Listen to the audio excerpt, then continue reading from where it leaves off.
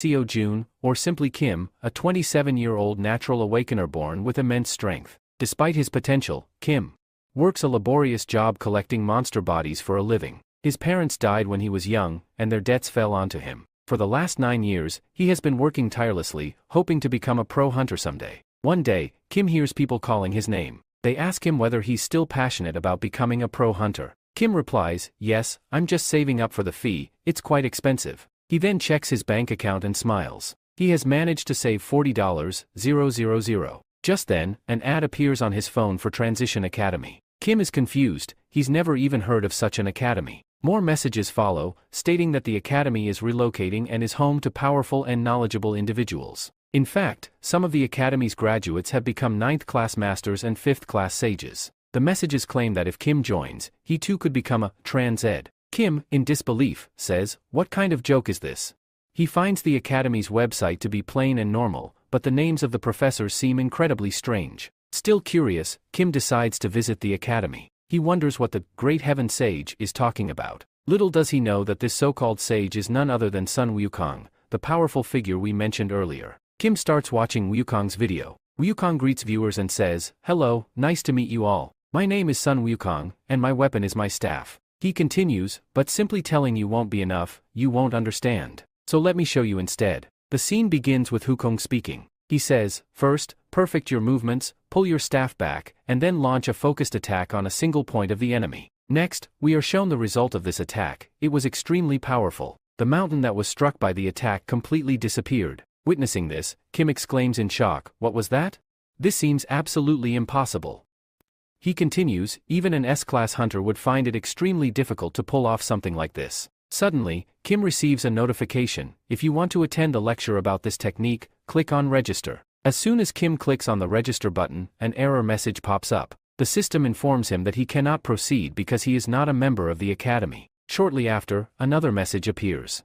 Kim being asked to first purchase a membership. But right after, the membership fee starts calculating, and the final amount comes out to be 40,000. Kim looks at it closely, then steps back and shouts, "This is a scam."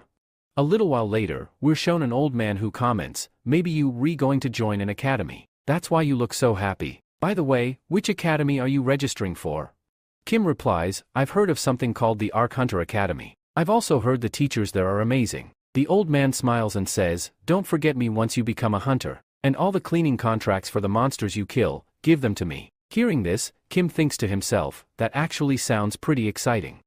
Killing monsters. But just then, a voice interrupts, "If you want to laugh, be ready to cry as well." Suddenly, a monster hanging above falls right on top of Kim. And with that, chapter 1 ends. The next scene takes us to a hospital, where Kim is undergoing treatment. The doctor informs him that his leg is fractured. When Kim asks his company to cover his treatment costs, they refuse, saying it wasn't their fault. As a result, Kim has to pay the full amount of 40,000 himself. While sitting there, he reflects with frustration, "I worked hard for 9 years and saved up for the academy, but it all went to waste." Anger starts boiling inside him. At that moment, a notification sound pops up on Kim's phone. The message says that the Transition Academy's fee has been reduced due to a sale. We then learn that after the previous incident, Kim had tried searching for the Transition Academy, but he couldn't find it anywhere online. And now, suddenly, it has reappeared. As Kim checks again, the fee starts calculating, and this time it comes out to just 3,000. He thinks to himself, "When I had 40,000, they asked for 40,000.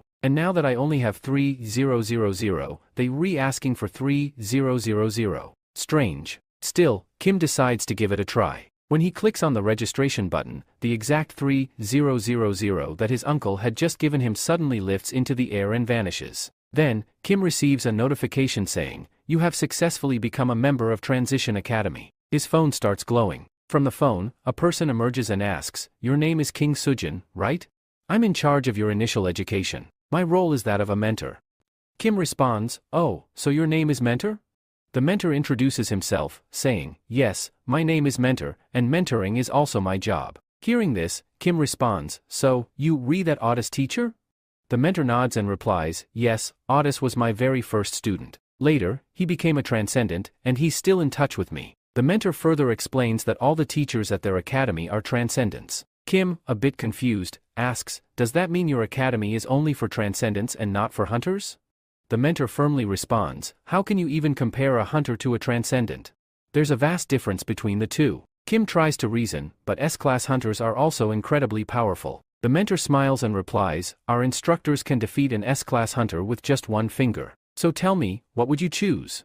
Suddenly, a selection screen appears in front of Kim, filled with several options like combat, art, music, mind, and many more. The mentor tells him to choose what kind of transcendent he wants to become in the future. Kim selects combat. Next, he is asked a question, what is your strength? Kim hesitates and admits, I don't have an answer. The mentor probes further, can you crush a mountain with your punch? Kim denies. Can you destroy it in one strike? Again, Kim says no. The mentor starts wondering, how did he even get accepted into this academy?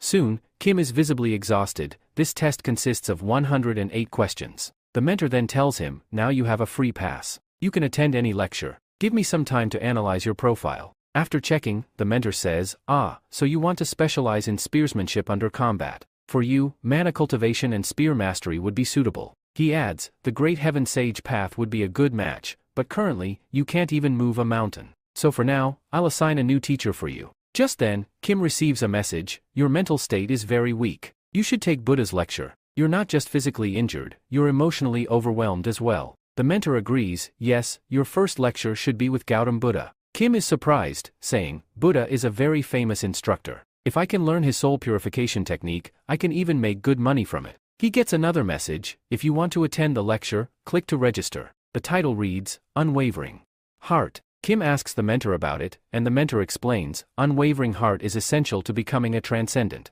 The mentor then says, I will now analyze your profile further. I'll be back soon. And with that, he disappears. Kim begins attending the lecture. Gautam Buddha starts by asking, where do you think this world truly exists? Kim is caught in thought, wondering, is this really Gautam Buddha?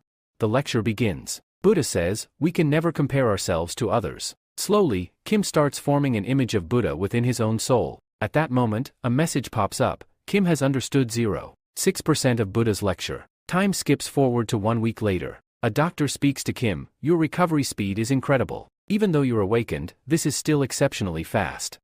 Kim is deep in thought, wondering whether what he's experiencing is just his imagination. He feels that the Buddha lecture played a significant role in his recovery. However, the doctor then tells him that if he really doesn't know how his recovery happened, he should take a week's rest. Kim agrees to this suggestion. While reflecting on everything, Kim realizes that Transaction Academy has been a pretty good deal for him. He says to himself that since he can now move his body, he can finally attend Chiron's lecture too. As the lecture begins, a character is introduced, who greets him saying, nice to meet you, my name is Chiron. We learn that Chiron is a mythical being, half human and half horse. The lecture starts with Chiron instructing, whatever I teach, you must write it down in a notebook. Suddenly, he yells, get up, startling Kim. A message pops up on the screen informing Kim that, based on his current condition, he is about to receive a specific task. A full list of daily training tasks appears. The list includes 30 kilometers of running, 1,000 squats, 300 push-ups, 300 sit-ups, 150 pull-ups. Kim hesitates, recalling that the doctor advised him to rest for a week. He decides to postpone the daily tasks and instead plans to continue listening to the Buddha lecture. However, an error message keeps appearing on the screen, indicating that until he completes his current task, he won't be allowed to access any other lectures. That's when Kim notices that his membership has only 83 days left. Realizing he doesn't have much time left to become stronger, he resolves not to waste a single day. He talks to himself, admitting that although he doesn't have a strong reason to exercise, he wants to become a pro hunter, and for that, he must become strong. Kim begins his training. He starts with push-ups and proudly exclaims that his 9 years of hard work are finally paying off. He believes he's completed all 300 push-ups, but when he checks his tab, only 81 have been counted. It becomes clear that unless the exercises are done properly, they won't be registered. Determined, Kim begins doing each task with proper form. Gradually, he completes 300 push-ups, 150 pull-ups, 300 sit-ups, 1,000 squats. Finally, during his 30-kilometer run, Kim starts to question the logic behind such intense training. Nevertheless, he manages to finish the run. A confirmation message appears. He has successfully completed the task. Exhausted, Kim collapses on the road, saying, "This is insanity. How can anyone do this every day?" People around him start to take notice, staring at him in surprise. The scene then shifts. Kim arrives at a new place where an elderly woman, referred to as Granny, greets him, saying, "So you finally made it here." Their relationship is not yet explained. Granny looks at Kim and asks, have you just started exercising?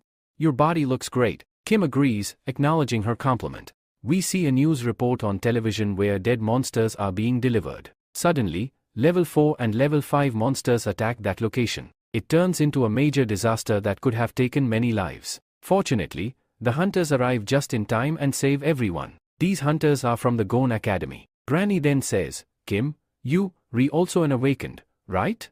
That means you, a hunter too. Soon, you, will also be appearing on TV. Just then, a man's voice is heard saying, do you really think any random person can appear on TV?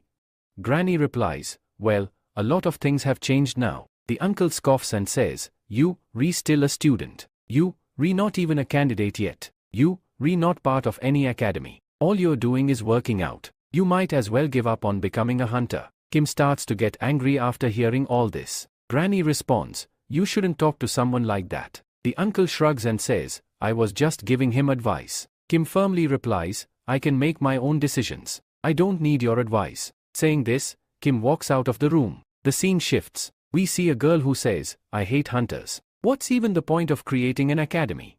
Suddenly, a monster attacks her. She angrily says, what's the use of all this money? She then slices the monster in half with a single blow. She continues, I have an academy, but there's no one in it. It's so annoying. Then, we are shown Kim, who returns home and says, finally, I made it back. The doctors around him are shocked. They wonder how he recovered so quickly from such serious injuries in just 2 weeks. Kim thinks to himself, I still have a whole year left to prepare for the hunter's examination. I'll train properly. He quickly checks his phone to see if the next lecture has started since he just completed his last task. He finds out that the next lecture is available and starts watching it. Chiro, the instructor, says, you still look like a child, so all I can give you are toys to play with. Kim feels disappointed and says, am I still just a child? Chiro's lecture begins. He explains that although Kim has gained some abilities, to become a transcendent, the first step is to gain control over his senses. We see that Kim finishes watching the lecture and has completed 7 units of progress. The next morning, Kim's manager says, I thought you had undergone a major surgery, but you look completely fine. However, Kim is thinking to himself, I don't have any options left. I don't even have money for food. Kim sits down, worried. Right now, food is my biggest problem. Without eating, I can't attend lectures or complete my daily tasks. Then, we see an old man arrive. Kim is watching his previous lecture again, where Chiro is teaching about the 5 senses and also reveals a method to boost progress, the hidden power within, known as the 6th sense. The old man says, hey, you came back pretty quickly. Kim dodges him with impressive reflexes, surprising both of them. The old man exclaims, how did you dodge that? Do you have eyes on the back of your head? Then he scolds, if you are just sitting around, why don't you do some work? A moment later, the old man observes and says, isn't 200 kilograms a bit much? But Kim isn't affected by the weight at all. The old man is shocked, while Kim starts to feel stronger and more confident. He thinks, should I just complete my daily task now since I might not have time later? Kim tries doing a squat and checks if he performed it correctly and whether it will count. To his surprise, the screen shows that because of the heavy weight, the squat count has increased to 3. He becomes very happy. The old man yells from behind, it's break time now. You should rest too. But Kim is too thrilled and shouts, I want more weight. The old man worries, isn't that a bit too much? We then see that Kim has started lifting the remains of many monsters and using them in his exercises. He cheerfully says, this way, my tasks will be completed faster. The old man, now angry, warns, you'll end up hurting yourself if you keep doing this. Kim had a habit of completing all his tasks quickly. Every night, when he returned home, he would say, at this rate, I'll be able to finish my daily tasks quickly. However, he acknowledged that it took a bit more effort than expected. After completing his tasks for the day, Kim would double-check to see if he had missed anything, but everything was already done. That made him wonder, I've completed all my tasks way too early today, and my next lecture isn't until 10 o'clock. That's a lot of wasted time. But Kim wasn't one to waste time. He thought, why not use my free pass to attend one of the ongoing lectures? He noticed that a lecture was currently in progress. The title read, You will become so strong you could move a mountain. The instructor's name was Xiang Yu, though they simply referred to him as Xiang. Kim learned that Xiang was a GA man, Xiao Yu King, a powerful being in his own right. Kim thought, this doesn't seem too bad, and it's free, so might as well check it out. Then Xiang began the lesson by saying, "Oh, so you want to learn spearmanship?" He turned to Kim and scoffed, "Someone like you, who doesn't even know the basics, wants to learn how to wield a spear." Kim felt disheartened. He thought, he just insulted me right to my face. Some people might have gotten angry at that kind of insult, and Kim admitted that even he might have, at first. But then Xiang said, "Alright, if you really want to learn, I'll teach you. First, learn how to hold the spear. Strengthen your body. Sharpen your senses. Only then should you come back." The lecture ended abruptly, and a task popped up on the screen: swing the spear 5,000 times. Kim stared in disbelief. What kind of lecture was that? He didn't even say two proper words. Was that even a lecture? And now this task, swing a spear 5,000 times? Do all lectures come with daily tasks? Can't there be one without them?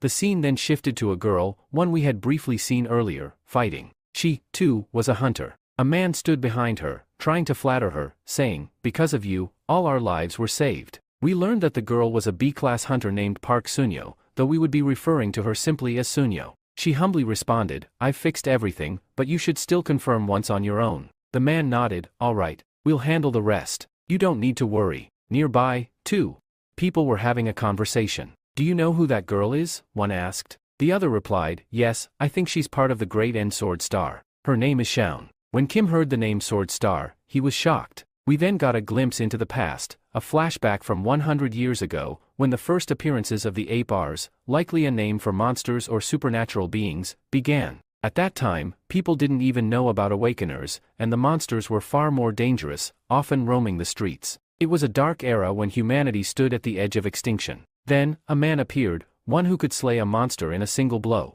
His name was Park Mansion. Thanks to him, civilization had the chance to grow again. He was hailed as a savior of the world and became known as a hero. A long time had passed since then. He must have grown old by now, but he remained powerful, strong enough to take on anyone in a fight. Returning to the present, Kim sighed and said, "Ugh, why am I even thinking about that?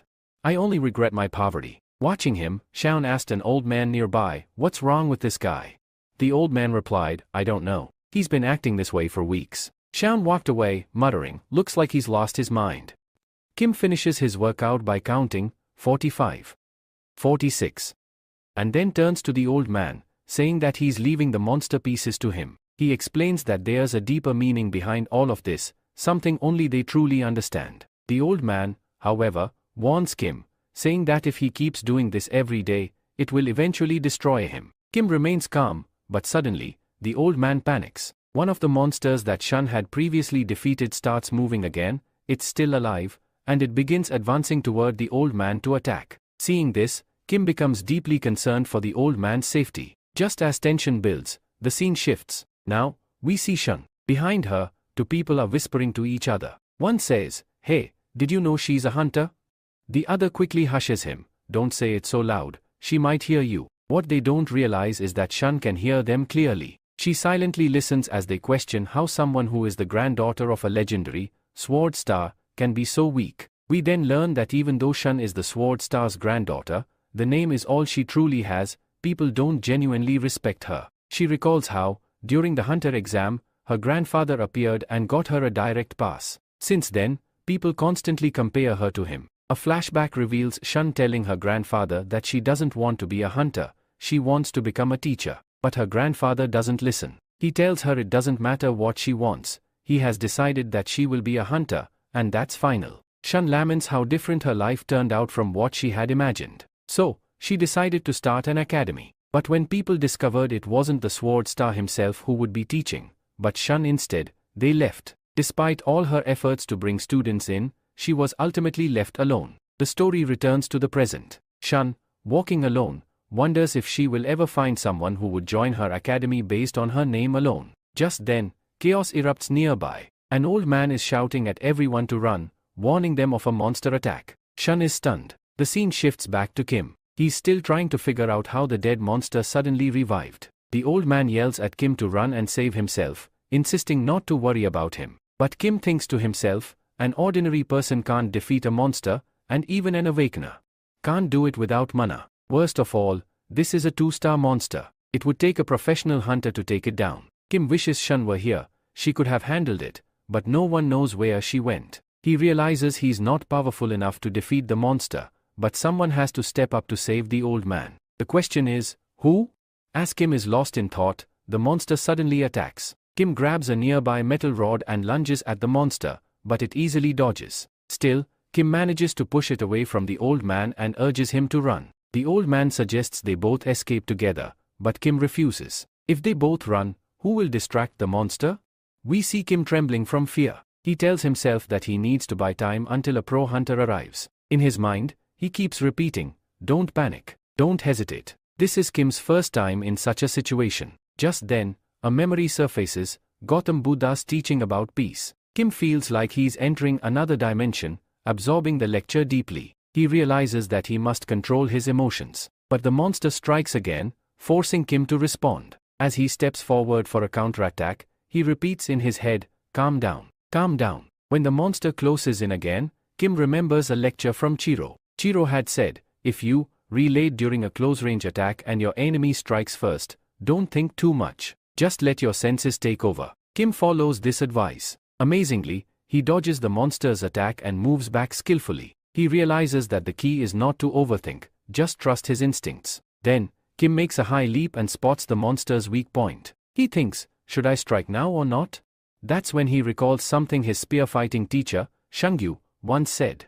Shangyu tells Kim that during an attack, if he ever experiences hesitation, the power of that hesitation attack will be so immense that it could slice a mountain clean in half. Hearing this, Kim gains a little confidence. After all, if it's a technique capable of cutting through a mountain, then it should be strong enough for him too. Kim begins to execute the attack, and we get a glimpse of his overpowered look from the beginning of the series. He successfully launches the attack, which turns out to be incredibly powerful, so much so that it creates a shockwave. Just then, Cheyenne arrives at the scene and is visibly shocked. The monster Kim had attacked is split cleanly in two. Following this, Kim's lecture stats are shown, and we see significant progress: 10 points in Chiron's lecture, 2, 6 in Siddhartha Gautama's, and 13 in Changyu's. Cheyenne is surprised and confused. She wonders how someone who used to just pick up monster parts, without even wielding a weapon, could manage to defeat such a powerful monster. Kim himself is a bit shocked too. But then he remembers the old man, and without saying anything to Cheyenne, he walks past her calling out to the old man. The old man laughs and assures Kim that he's fine, asking Kim not to end up in the hospital again. All the workers around start praising Kim. Cheyenne, looking at him, finally thinks, I found exactly what I was looking for, a perfect candidate to teach. Meanwhile, the manager instructs everyone not to speak a word about the incident. Everyone says goodbye and heads home. As Kim walks home, he checks his phone and is shocked to see that the progress in all his lectures has increased significantly. He reflects that he never made this much progress before, even when he regularly attended lectures. But now, after that fight, his lecture points have seen a huge jump. That's when he realizes, if he wants to improve faster, he needs to fight monsters more often. However, there's a problem: he's not a certified hunter yet. This means he can't enter any dungeons. So, he concludes that he must start saving money to take the Hunter Academy entrance exam. At that moment, someone calls out to him. He turns around to see Cheyenne standing right behind him. She asks if he has a moment to talk. Kim thinks, isn't this the granddaughter of the Sword Star? What business could she possibly have with me? Still, he replies, all right, say what you want to. Say, quickly. Cheyenne responds bluntly, would you like to meet my grandfather? Kim, in a calm and detached way, replies, no. Why would I? What would I gain from that? Cheyenne smirks and says, I knew you were going to say yes. Then she pauses, a bit thrown off. Wait, did he just reject me? She tries to convince Kim again and again, but he doesn't pay much attention. All he can think about is getting home and finishing his lectures. Finally, Kim asks her directly, can you just tell me clearly what you want from me? For the first time, we're told that Cheyenne has never felt so frustrated. She finally blurts out, I want you to join my academy. Kim replies, oh, so that's what you want. But I've heard there isn't a single member in your academy. Cheyenne, taken aback, thinks to herself, did he just insult me indirectly? But I know he wants to become a hunter too, though he hasn't told me yet. Shun then talks to Kim, telling him, whatever you want, we'll do it. We also have some of the best equipment and weapons. The only thing we're missing is a good instructor, but I'll find one for you. Despite this, Kim refuses. Shun becomes serious and says, fine, if you want, my grandfather can teach you. Kim responds, no, I don't want to learn from your grandfather. Shun wonders, what kind of person is this? He doesn't even want to learn from a sword star. Shun then thinks, no, I can't let him go just like this. She asks Kim, what are your plans for your hidden test? Kim replies, it's none of your business. Shun insists, you fight well, and you defeat monsters easily, but you, still not a hunter, so you can't go on a raid. Kim asks, if I join your hunter academy, can you get me a temporary license? Shun replies, yes, we have the necessary government authority, so we can get you a temporary license that will allow you to go on raids. Hearing this, Kim slows down a bit. Shun thinks to herself, he's slowing down now, I just need to push him a bit more to get him into the academy. Shun continues, if you want, you don't need any training from us. You can train on your own at different places. We won't even charge you a fee unless you want to pay one. Kim responds, no one here is kind enough to offer all this for free. So tell me, what's in it for you? Shun explains, I want you to go to the 7 competitions under our academy's name before you take the Pro Hunter exam. If you go, please make sure to mention our academy's name. Kim thinks, this isn't a bad deal. He then says to Shun, okay, tell me why you want me to go. Shun replies, we've seen a lot of potential in you. Kim thinks to himself, this isn't a bad offer after all, and she's not such a bad person. Kim extends his hand and says, my name is Kim Shojon. This means that Kim has agreed to join the academy. Shun responds, my name is Park Sunan. The next day, Kim receives a call on his phone. An old man on the other end says, Kim, our manager resigned yesterday. Do you know anything about this? Kim denies any knowledge of it and thinks, maybe this is because of yesterday's accident. Kim reaches the academy where Shun is waiting for him. She hands him the temporary Hunter Academy license. Kim thinks, I expected this to take some time, but she really got it done quickly. He feels that this is his first step towards fulfilling his dream and wonders what lies ahead. Kim then asks Shun, how do you do a dungeon raid? Shun tells him, first, pick a weapon from the ones we have, and then we'll go for a raid. They are shown inside a dungeon where Kim is easily defeating rat-like monsters. Kim asks, why are you following me inside the dungeon? Shun replies, why wouldn't I follow you? You are the only one in our academy. If something happens to you, what will I do? Shun continues, you should be happy that I am with you. Take care of your safety, even if it's just a low-class dungeon. Kim thinks, this dungeon is good for gaining experience, even though it's only a 2-star dungeon. But suddenly, a monster attacks him from behind. Kim dodges it easily, counterattacks with his spear, and thinks to himself, this ability is pretty good, especially for someone who doesn't use much energy. As he progresses, Kim's success rate increases, and he's thrilled. He also thinks to himself, by raiding dungeons, I can make money too. Shun says, I already knew this guy was weird, but now it's confirmed. Ever since he arrived, he's just been sitting in front of a black screen. But we all know why, because only Kim can see that screen. No one else can. As Shun is lost in thought, imagining all this, we see Kim fighting in the dungeons like a total pro. He's using monster body parts as weights to work out right inside the dungeon. It's already midnight, and the lecture still isn't over. Kane starts wondering, did I just let a lunatic join my academy?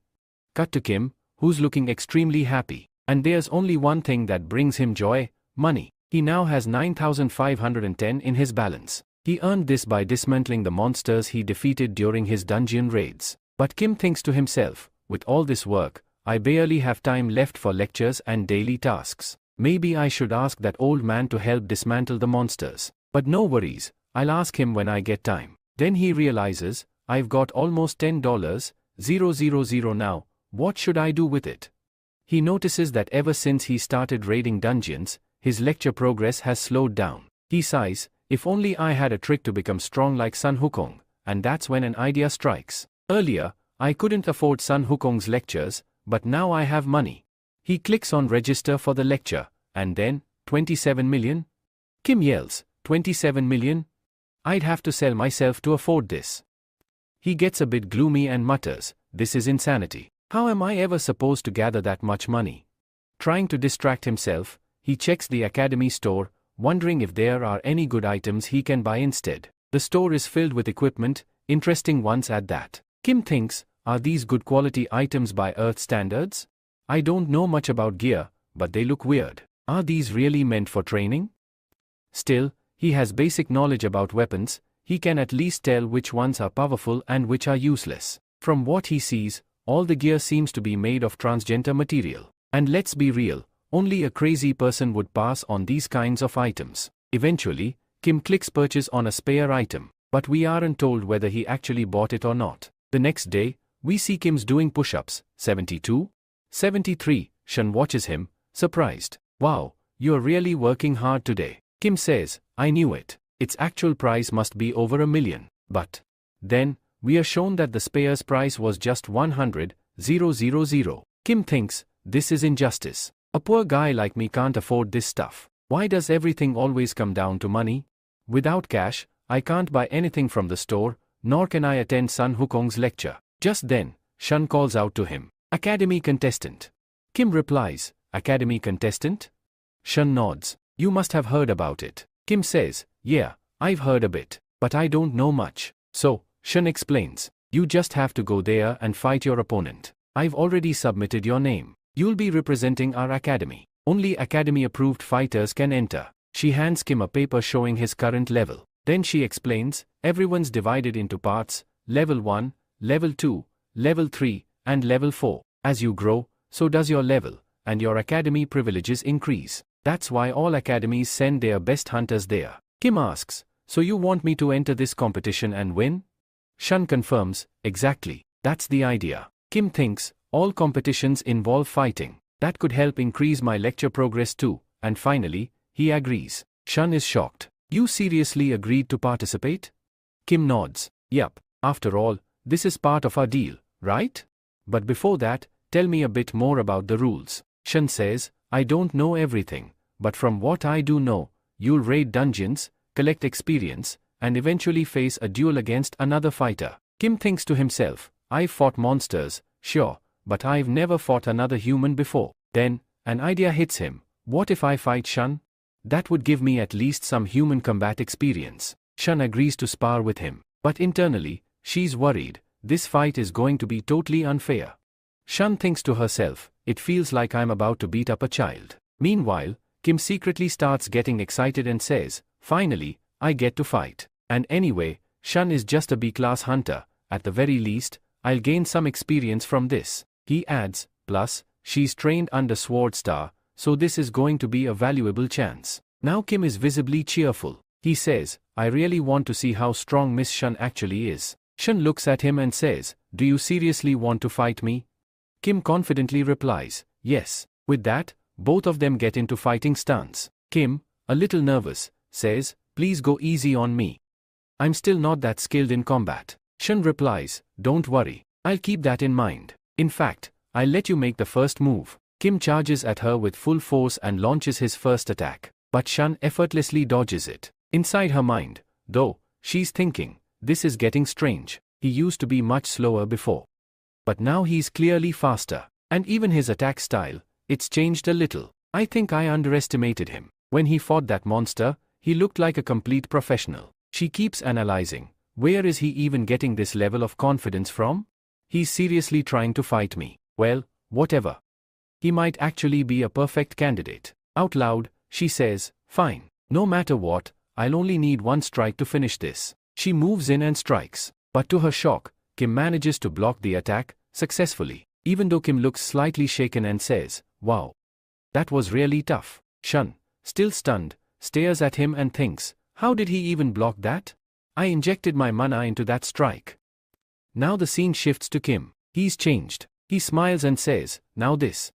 This is what a real fight feels like. We see his whole demeanor shift. His mind flashes back to his training. If your opponent is much stronger than you, don't let the thought of losing enter your head. Never believe you can't win. And now, we are watching that exact lesson come to life. Kim's eyes begin to glow. He prepares to unleash his final attack. Shun, sensing the pressure, realizes, this next attack. It's going to be strong. Then, a massive blast takes place. As the dust settles, we see Kim. He's been slammed into the wall. Shun, realizing how serious that attack was, rushes to him and asks, are you okay? Kim's mouth is covered in blood, but he replies, yeah. I'm fine. He gets up and says, looks like I lost. Shun, clearly annoyed, scolds him. Wait, were you actually trying to defeat me? She continues, you do know, right? There's a huge difference between a B-rank hunter and a candidate like you.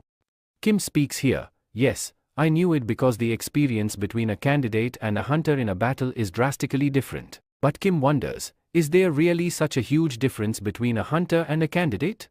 He then thinks to himself, I need to work much harder. At that moment, a notification pops up on Kim's device, showing his progress rate, which is 0.70. Seeing this, he turns to the others and says, okay, you can do your work, but I'm going to start my training again. Shun responds, yeah, I was thinking something similar. Kim then asks Shun, on the day we don't go for dungeon raids, can you fight with me? Shun, a bit surprised, asks, you want to fight again?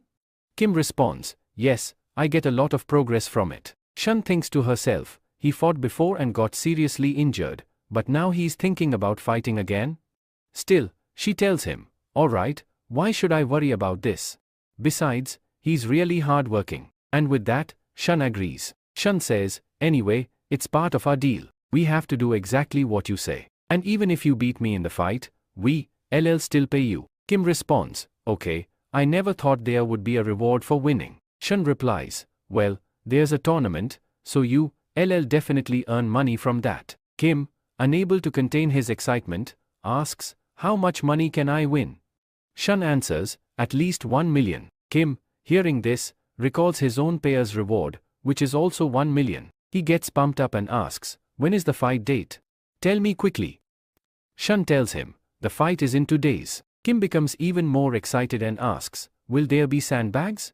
Shun responds, we don't have sandbags here. Kim, looking around, picks up a rock and says, this isn't as heavy as I thought. But he manages to lift it completely. Shun says, forget it. Let it go. I have sandbags. They, in the corner. Go pick them up and start practicing. Kim thanks Shun, and as he does, Shun thinks to herself, I don't want to see this anymore. I should leave now. Meanwhile, Kim is deep in thought, wondering, when will I go to the tournament and win the money so I can buy my spare gear?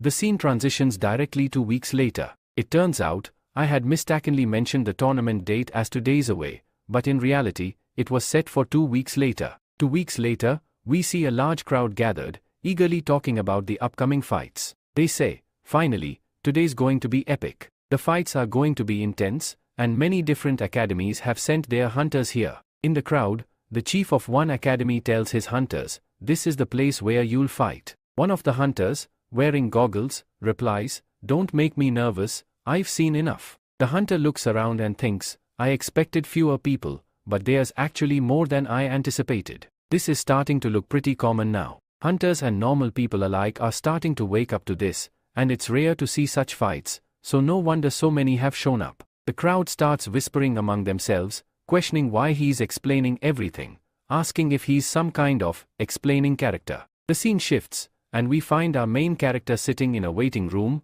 lost in thought. He wonders, what should I do now? I get so nervous in places like this, especially when I'm alone. Looking around, he notices all the hunters around him wearing expensive, shining gear. He thinks, how can these muscular contestants be so confident?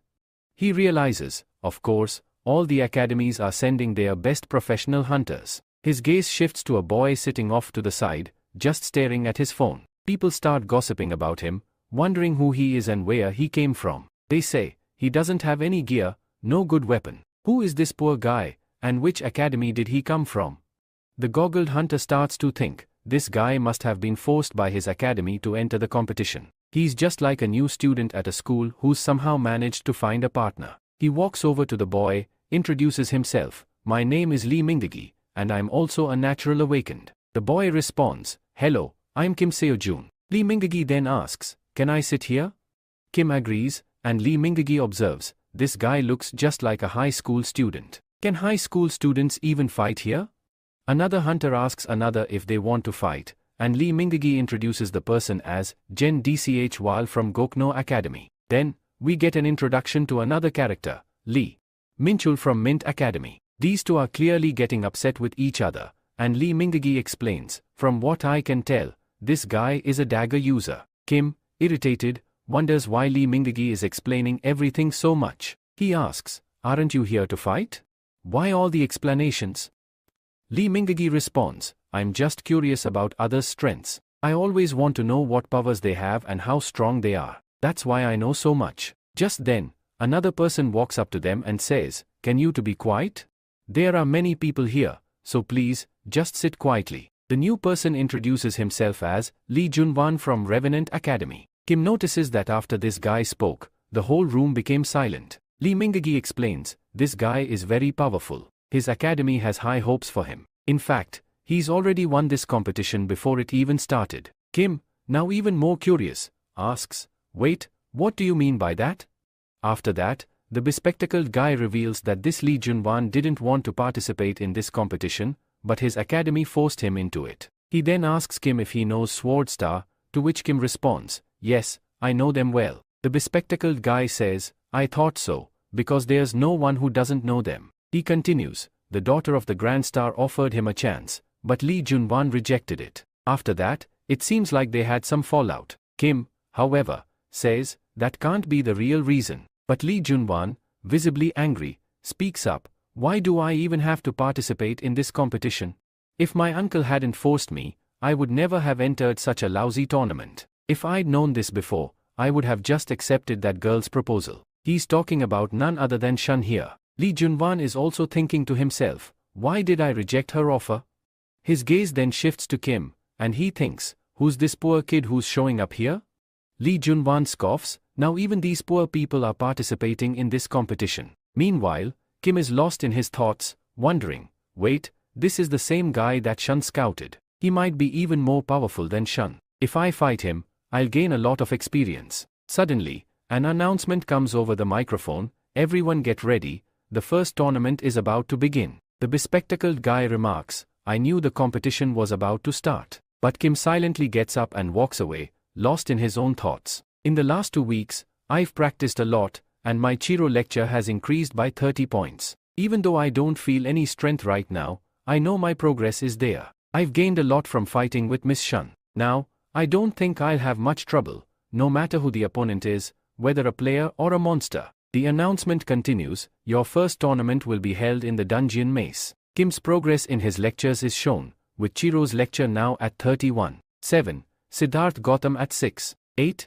and Xiang Yang's lecture at 33.4. The competition is broadcasted live, with the audience watching intently. A cameraman calls out to his partner, Shunbei, come here and help me record this. Shunbei, while walking, accidentally bumps into a girl and immediately apologizes, sorry, I bumped into you. The girl smiles and says, it's okay, no problem. Shunbei then asks the cameraman, why did you book this corner seat? The cameraman replies, do you know that girl? Shunbei, still puzzled, says, I don't know her, but she looks familiar. He quickly changes the topic, forget about that, what's going on with the first tournament? The cameraman explains, the first tournament is a dungeon maze. Hunters can't attack each other, but there are monsters inside the maze. Hunters can defeat these monsters and collect clues to easily exit the maze. But no matter how powerful a hunter is, if they lack intelligence, they'll never make it out of the maze. Luck won't help anyone here. We then see all the hunters fighting monsters, defeating them, and collecting clues along the way. After that, the scene shifts directly to Lee Junwan, who is attacking monsters with powerful moves. We then see a group of people in the audience, discussing the situation. One person says, what kind of hunter is this? I don't think he's a candidate because his movement speed is way too fast. How can anyone be this fast? Another responds, his name is Lee Junwan, right?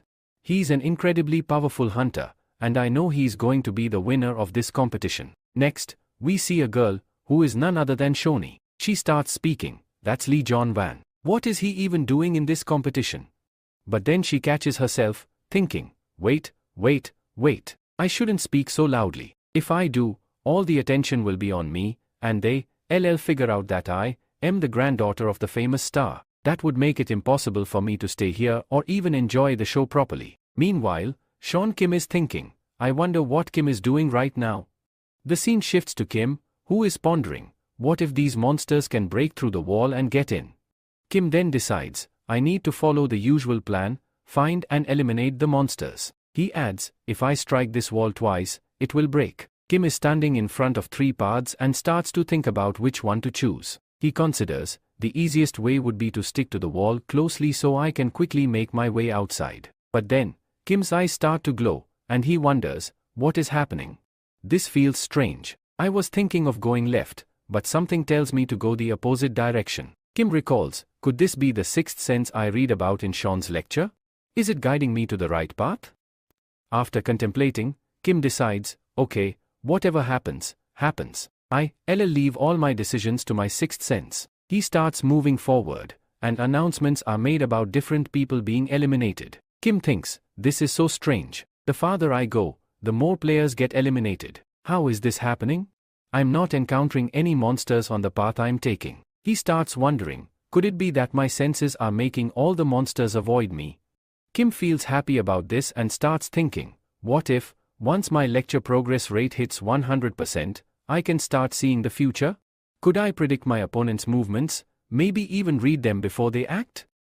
As he continues to think, another hunter approaches him. It's the guy with glasses, who says, how can you walk around like this? Do you know how dangerous these monsters are?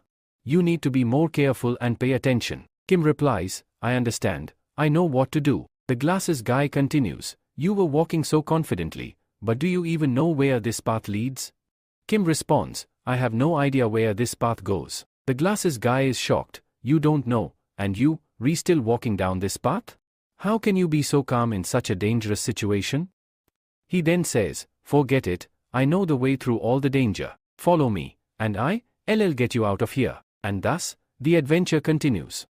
After that, the guy with glasses says, do you know about the left hand and right hand rules? You need to walk with your hands on the wall, and as long as you follow this, you'll find the right path. Kim responds, yeah, we already tried that before. The guy with glasses says, okay, since we followed all that, now come with me. Otherwise, we'll both get lost. Kim replies, what's the worst that could happen? We'll just get separated. The guy with glasses says, yes, we'll get separated. But in a way, we are moving forward like partners. Kim asks, when did we become partners? The guy with glasses explains, I came into this competition alone, and I saw you were also alone. So, if you look at it that way, we are kind of like partners. Kim says to him, so that's why you were talking to me in the waiting room. The guy with glasses says, I think all weak hunters like us should stick together. Kim, a bit shocked, thinks to himself, am I weak? Why did I never think I might be weak? What's wrong with me that others think I am weak?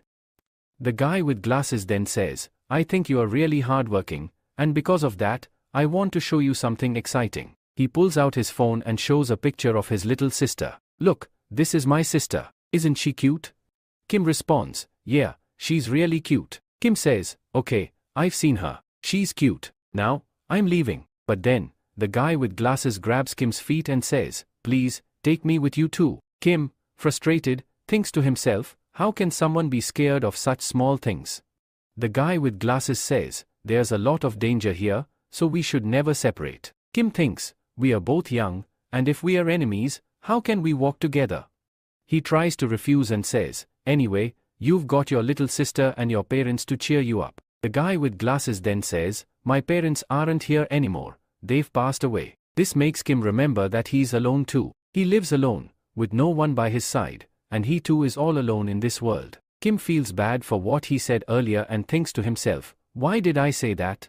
The mood has completely changed now. The guy with glasses apologizes, I'm sorry, I shouldn't have said that. Kim replies, no, it's fine, we are partners now, so let's stick together. Kim then tells him, follow me quietly.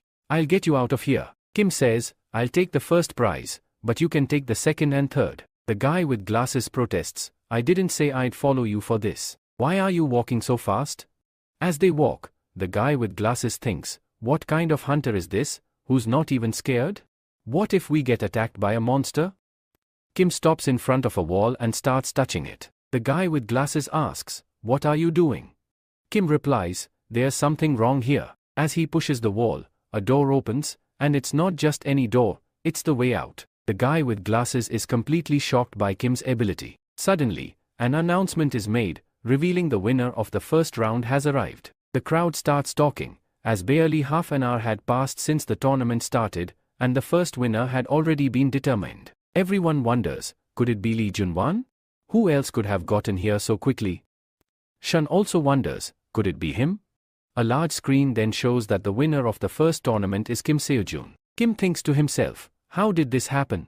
I didn't even encounter any monsters, so my experience didn't increase. From this, we can see that Kim's personality is truly one of a kind, standing out from everyone else. Finally, a large screen displays the names of the winners of the first round. The contestant who took the first spot is shown, Shuzone, who finished the competition in 27 minutes and 12 seconds. In second place is Lee Minji. His name might seem unusual, so we'll just call him Lee. He completed it in 27 minutes and 15 seconds. And in third place is Lee Junwan, who managed to finish in under an hour. Soon, the public starts discussing the shocking news: someone completed it in just 25 minutes. Who could possibly be strong enough to challenge Lee Junwan? And which academy could they belong to? One person speculates, I think this person might be from Dream Academy. Another replies, I've never heard of that academy before, but yes, it's true that our first place winner belongs to Dream Academy. Another person adds, I thought the winner would definitely be Lee Junwan, but no one expected Kim to take first place. Meanwhile, Kim is frustrated with all the noise, making it hard for him to focus on his lecture. Then, Lee Junwan suddenly stands in front of Kim, and Kim wonders, why is he staring at me so much? What's his problem? If he wants to say something, he can just say it. But we see that Lee Junwan is visibly upset, glaring at Kim. He turns away, muttering, I thought it was just luck that got him here. I didn't think this was real. Other hunters around him are also angry, thinking that Kim's win must have been due to luck. One of them adds, it's unbelievable that someone from an unknown academy could win first place. I'm angry about it, but honestly, I can't help but feel frustrated with myself as well. However, Kim doesn't care. He simply says, alright, my lecture is finally over. A moment later, someone walks in and announces, listen carefully. I'm about to explain what's going to happen in the second tournament. He goes on to explain that the second level is a duel challenge, a one-on-one fight. You'll have weapons, but you can't inject mana into them. However, you can use mana on your body. If someone gets too injured, they won't be able to continue the fight. Kim listens to all this, thinking, when will it be my turn? Who will I fight against?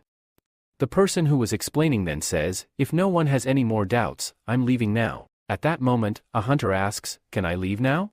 I need to go. Kim starts to wonder, can someone just leave like that? The scene then shifts to Xian, who is thinking to herself, finally, I got away without anyone finding out about me. Just then, a voice calls out from behind, how could this happen in the first round? You said there were 32 members in the first round, but how are we already in the semi-finals? The counter guy responds, sorry, but all the hunters dropped out. Miss Xian is right. Xian wonders, is there some gambling going on here? The counter guy then announces, everyone should give up now. The winner will be Lee Junwan. Just then, someone steps forward and says, I'll bet $1 million on Kim Shuzone. Everyone around is shocked, asking, are you really going to do this? You don't even know where Kim Shuzone is from, or about his academy. Are you sure you want to bet this much? Xian is standing behind, thinking, who is this person willing to bet so much money on Kim Shuzone? Meanwhile, Kim feels the pressure and thinks, how did this happen? This is getting out of hand. After that, we are shown a scene from earlier where a guy is saying, I need to get out of here. I don't want to fight anymore. This makes Kim start thinking, can someone really leave in the middle of everything?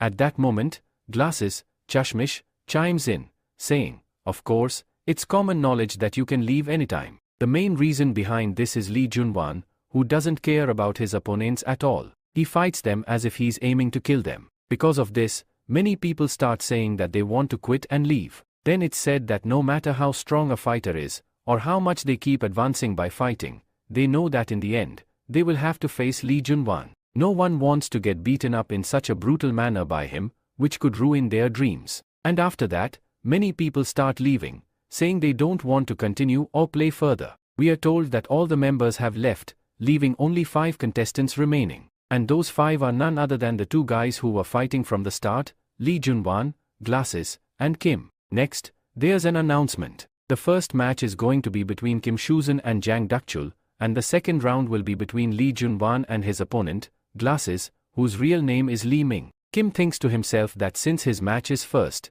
if he wins, he'll go straight to the finals. Meanwhile, Glasses starts crying. Kim makes fun of him, asking, how can you cry like that? Glasses replies, how can you make fun of me? You should know my opponent is Lee Junwan. But Kim encourages him, saying, your match hasn't even started yet. How can you decide whether you've won or lost already? But Glasses keeps saying, I know I've already lost because I'm facing Lee Junwan. Then he tells Kim, you can leave if you want, but Glasses refuses to leave. Another member arrives and tells Kim to get ready for his fight. Kim casually responds, you don't need to panic so much. No matter how strong your opponent is, never accept defeat. You should use all your potential till the very end. Glasses then asks, how can you be so calm?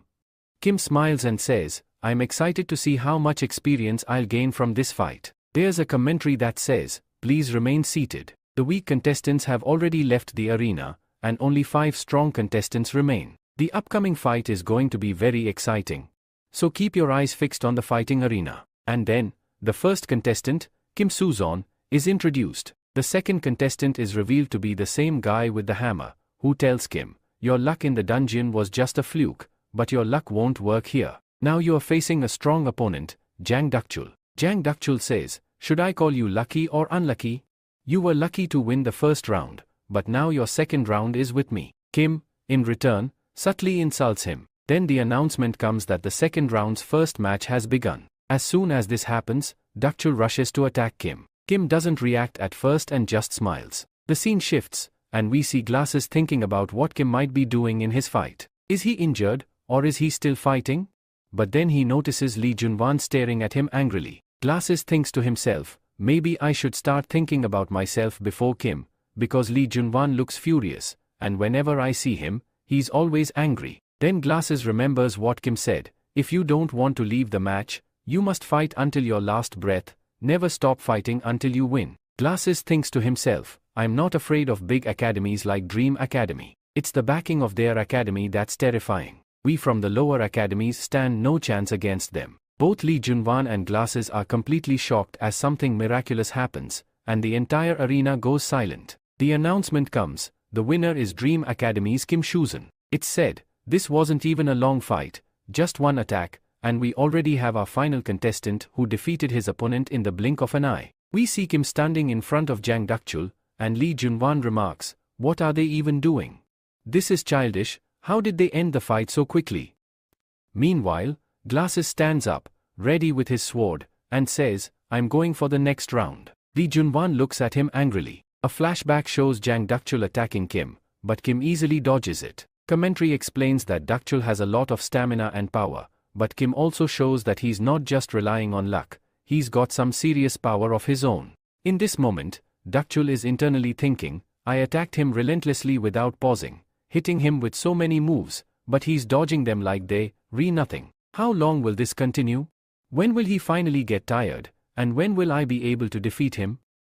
But then, something unexpected happens. Dakchul, filled with frustration, says, let's see how you dodge this. However, we see that Kim, with just a simple twist of his spear weapon, causes Dakchul's attack to fly off course. The projectile starts spinning in the air and crashes behind him. Dakchul watches in shock, surprised by what just happened. At that moment, in disbelief, he kneels down in front of Kim, surrendering. This marks the moment Kim's Ozone clears this round with incredible ease. The announcer comments, no one expected Kim to defeat Dakchul so easily and claim victory. Dakchul, still in disbelief, is left thinking, how did I lose?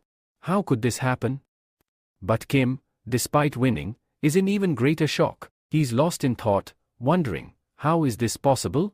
I thought my progress would have increased significantly, but my experience barely went up. In some areas, it's hardly increased at all.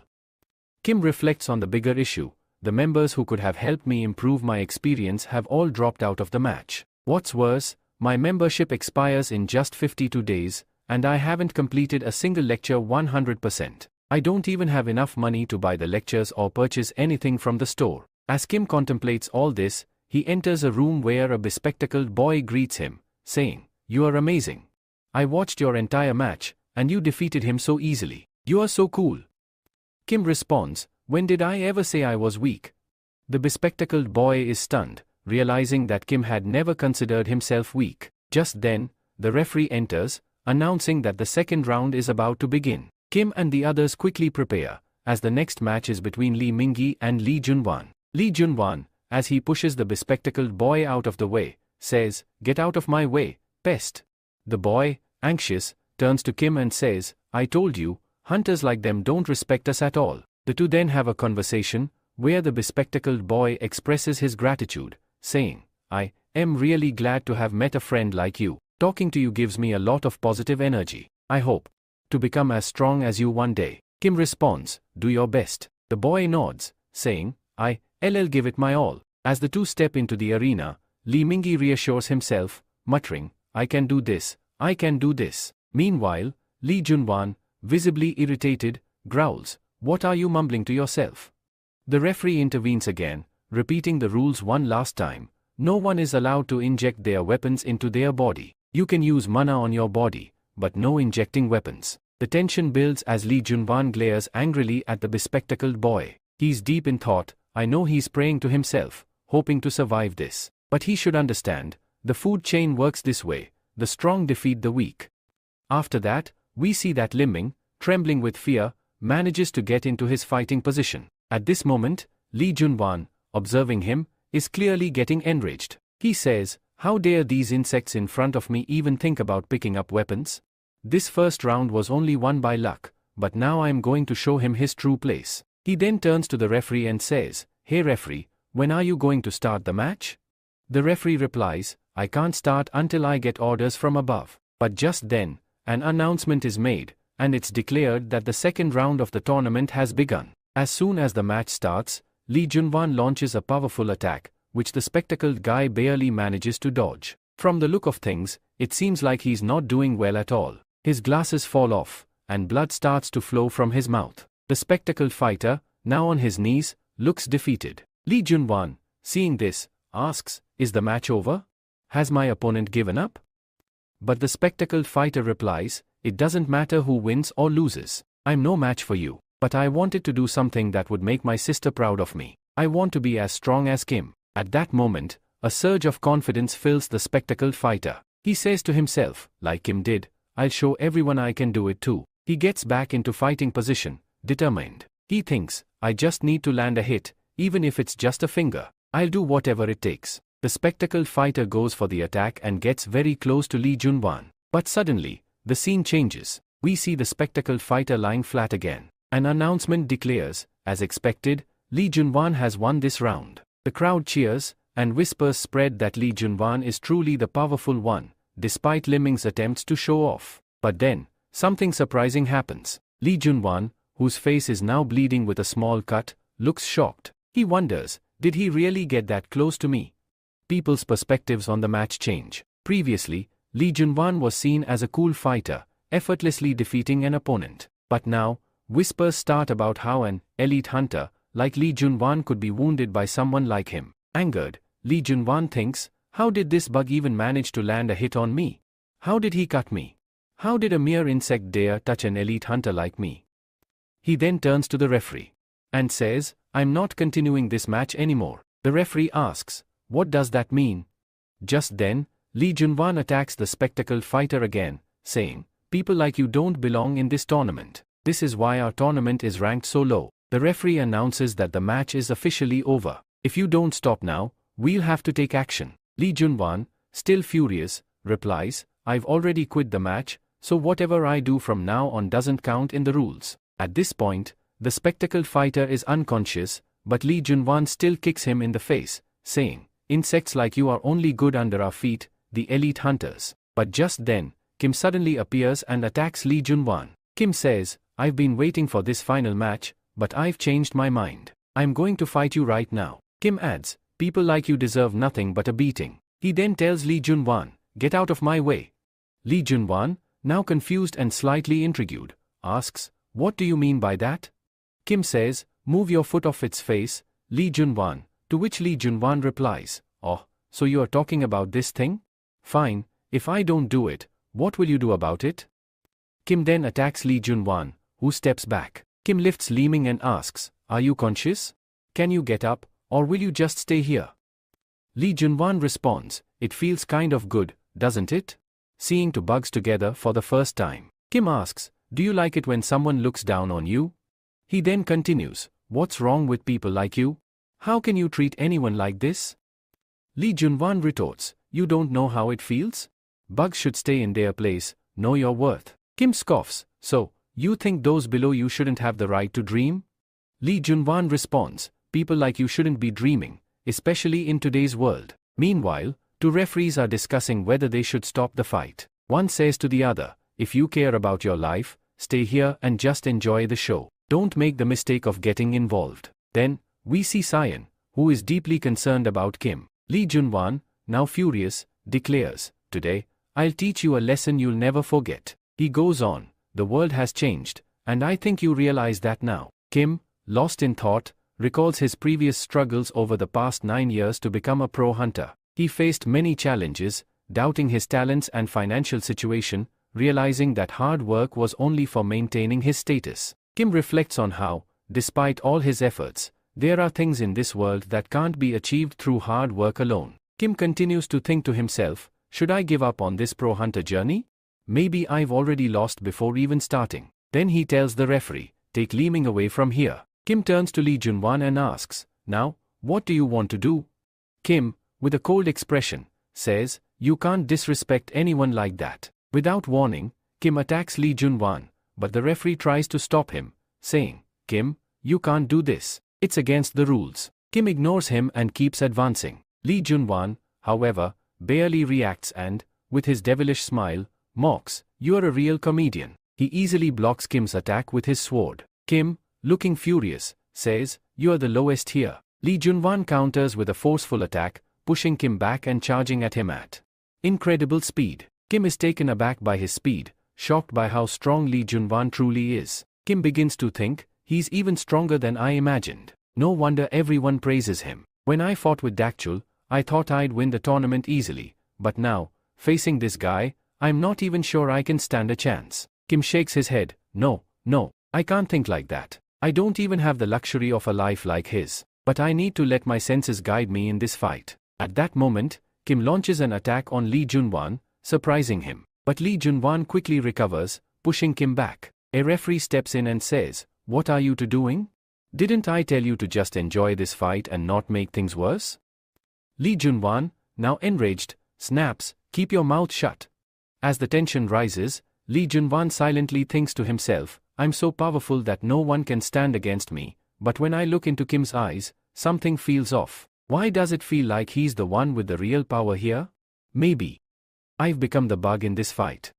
Lee Junwan tells Kim that people like him often dream big, but suddenly, he attacks Kim. Kim is shocked by this, and Lee Junwan, with a confident tone, challenges Kim to see if he can really make his dreams come true. Lee Junwan unleashes a powerful attack, which Kim manages to block, though the impact is still felt. The floor tiles beneath them break apart from the force. Lee Junwan, clearly impressed, remarks on Kim's ability to block his attack. But at the same time, he wonders to himself whether this is just his imagination or something more. As the battle rages on, Lee feels that Kim is becoming increasingly powerful. He observes Kim and realizes, it feels like I'm watching a monster grow right before my eyes. Suddenly, Kim attacks, surprising Lee. The fight is intense, with both of them counterattacking fiercely. Lee, now furious, thinks to himself that he can't back down against someone like Kim. In a moment of rage, Lee pulls out his aura sword, much to Kim's surprise. Kim, realizing the danger, begins to doubt his chances. He knows he doesn't have control over his aura, and this makes him anxious. Lee Junwan, closing in on him, warns, today, you're going to fall at my hands.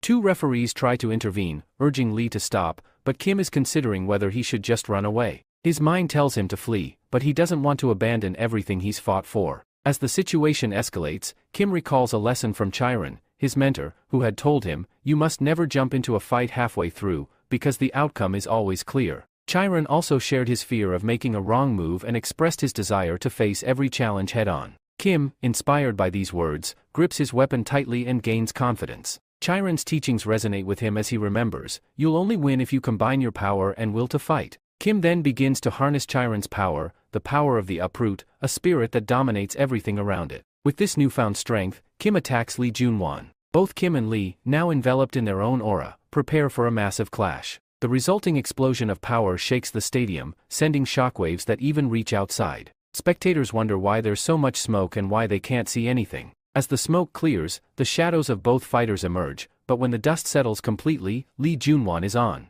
the ground, and Kim stands victorious, though visibly exhausted. Lee Junwan is severely wounded, his mouth bleeding heavily. Kim, having won the tournament, is cheered by the crowd, who chant his name. Meanwhile, Cheyenne, observing from the stands, is shocked. Just a few weeks ago, Kim could barely withstand an attack from an aura sword, yet now he wields one himself. Who is this Kim, she wonders. Suddenly, a voice behind her says, this is impossible. It's the masked man who had placed a bet on Kim, and Cheyenne recognizes him immediately. Confused, Cheyenne wonders why this man is so shocked by Kim's victory. After all, he had bet on Kim winning. As Cheyenne turns around to confront him, the masked figure vanishes, leaving her puzzled. The scene shifts to Kim, walking away from the arena, looking downcast. A few moments ago, he had been disqualified from the match for breaking the rules, but the situation is unclear. Kim reflects on the rules that had been set from the start, understanding why he was disqualified. Then, the bodyguard informs him that Lee Junwan was also disqualified for breaking the rules,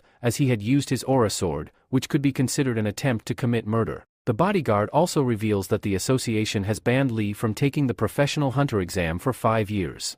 We're told that Lee Junmin ranked first. The second position went to the guy with glasses, and Dokshul came in third. Then we see Kim, who says, "Well, at least something went right. My progress rate has slightly increased." Next, we're shown that Kim's lecture scores have gone up. In Chiron's lecture, there was a 15% increase, in Siddhartha Gautam's, a 5.2% rise, and in Xiang Yong's lecture, there was a solid 20% increase. Kim starts thinking, when I recall that scene, I can feel the same power surging through me again. Maybe that's why my progress rate has increased by more than 50%. Then he says, "Alright, let me check which lecture I should start next." Suddenly, a hand appears behind him. It turns out to be none other than Cheyenne. She immediately asks, "Tell me first, are you hurt anywhere? How's your body holding up?"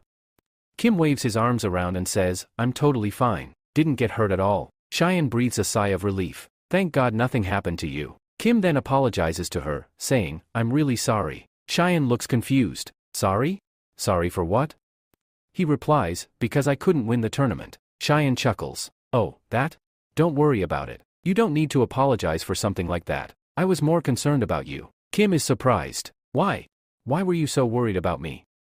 Cheyenne says, "I thought you'd be deeply depressed because you seemed really interested in the prize. But looking at you now, you seem totally fine." And just as she finishes her sentence, Kim freezes like a statue. He yells out, "No way.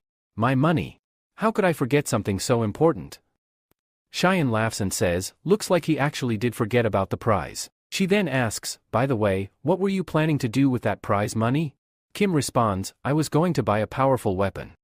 But anyway, I have no regrets now. Things turned out okay. I'd only regret it if I hadn't saved Lee Mun-chil back then. As for the money problem, I'm sure that'll sort itself out later." At that moment, Lee Mun-chil arrives and calls out to Kim. He asks, "Are you leaving now?" Kim nods. "Yeah, I'm heading out." Lee Mun-chil then says, "Can I ask you something?" Kim agrees. Lee Mun-chil asks, "Do you think I can become strong like you if I work hard?"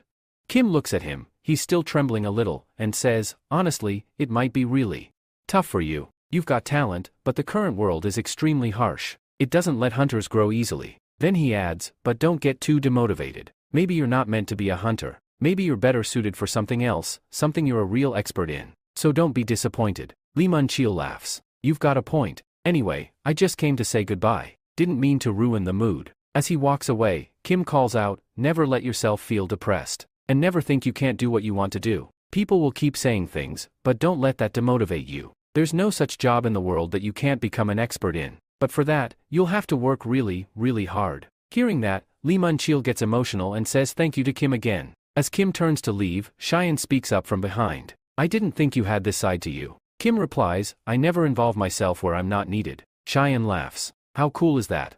Now you even have your own fan." Kim says, "I think you need a better student, not a fan." Then he adds, "I'll look for opportunities to make our dream academy a more well-known name." Cheyenne is pleasantly surprised. Did he just say, "our academy"? She thinks, and she's visibly happy. She says, "You've worked really hard, so I'm going to get you a weapon." Kim's eyes widen. "Wait, seriously? You'll get me a weapon?" Cheyenne nods. "Of course. My grandfather owns a full workshop. I'll get you one from there." Kim jokes, "Then I'm going to pick the most expensive one." The scene then shifts to a different place, where one man is asking another, "Is the headmaster here?" The second man replies, "Yes, he's here, but he's meditating and doesn't want to be disturbed." But the first man insists, "I have urgent news. I must speak with him." He rushes past the gate, enters, and sits down. We finally see his face, and he says, "Headmaster. It's me, Siam Chul."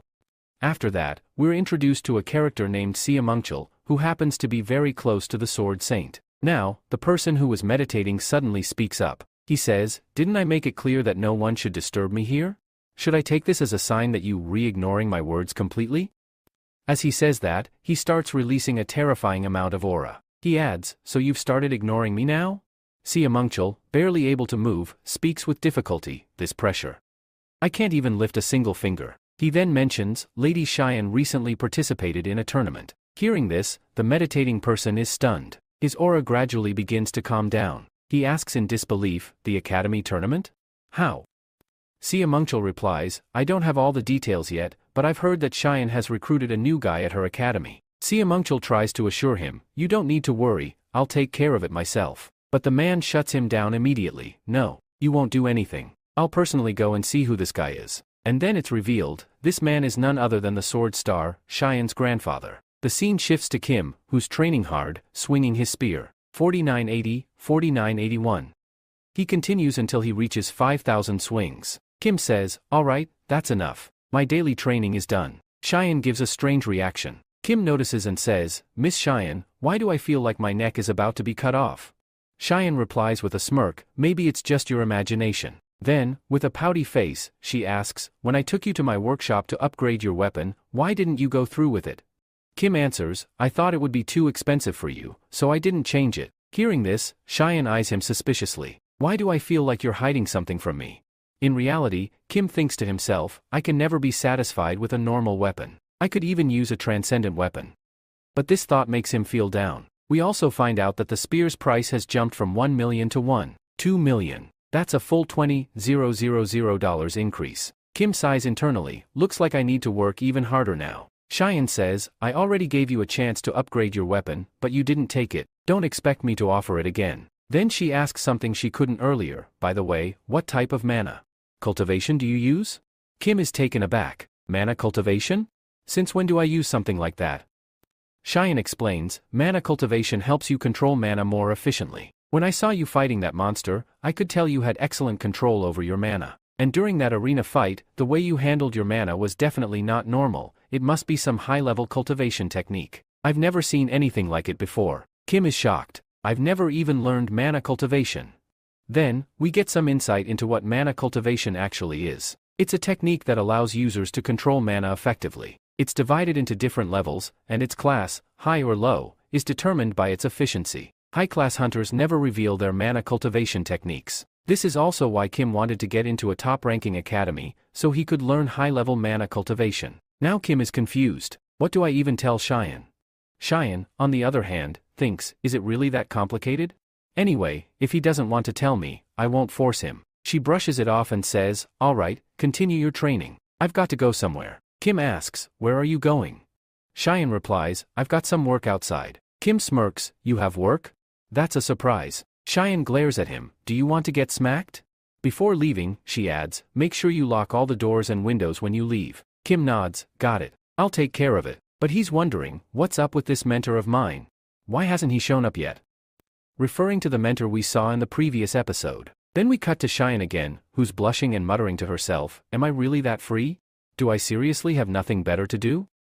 A little later, Kim attends a lecture where he learns about mana. The lecture explains, mana is bound by laws. And the one who breaks those laws, who stands against them, that is true mana. The one giving this lecture is none other than the Archmage Merlin. Merlin explains, if you truly learn how to control mana, you'll be able to command it at will. Kim, overwhelmed, thinks to himself, if this continues, I might just lose my mind. This lecture is unlike anything I've ever experienced.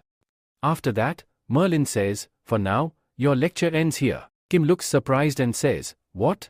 The lecture ended already?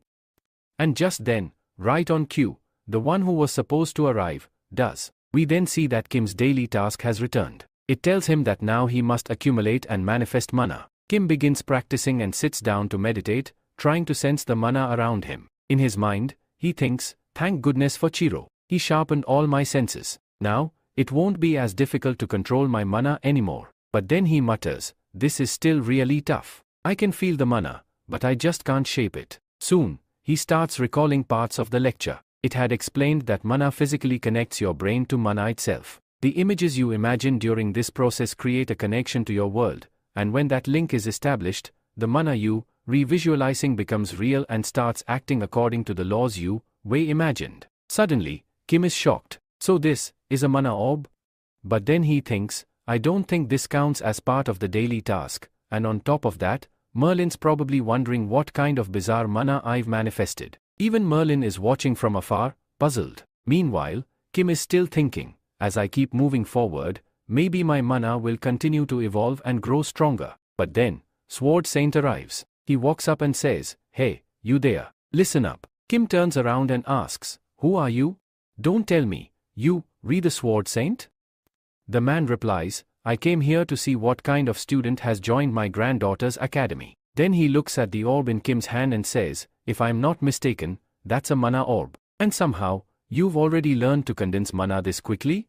That's incredibly difficult to pull off. But looking at you, you've done it effortlessly. You're clearly talented. But it makes me wonder, what is a student this gifted doing at Shun's academy?"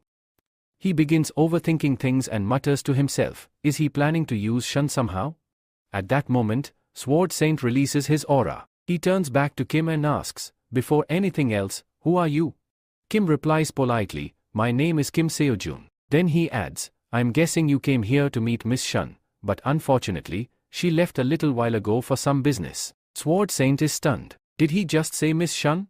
He glares at Kim and says, "Then tell me this, how are you still standing?" Kim, confused, asks, "What do you mean?" Sword Saint explains, "I just released a tremendous amount of aura. Even an S-class hunter would have been paralyzed by now, but you look completely unaffected." Kim thinks to himself, maybe it's because of my unwavering heart. Sword Saint continues, "Then tell me, what's your objective for being here?" Kim responds, "Sir, I honestly don't understand what you are trying to imply." Sword Saint presses further, "You could have joined any elite academy in the world. So why are you in my granddaughter's academy?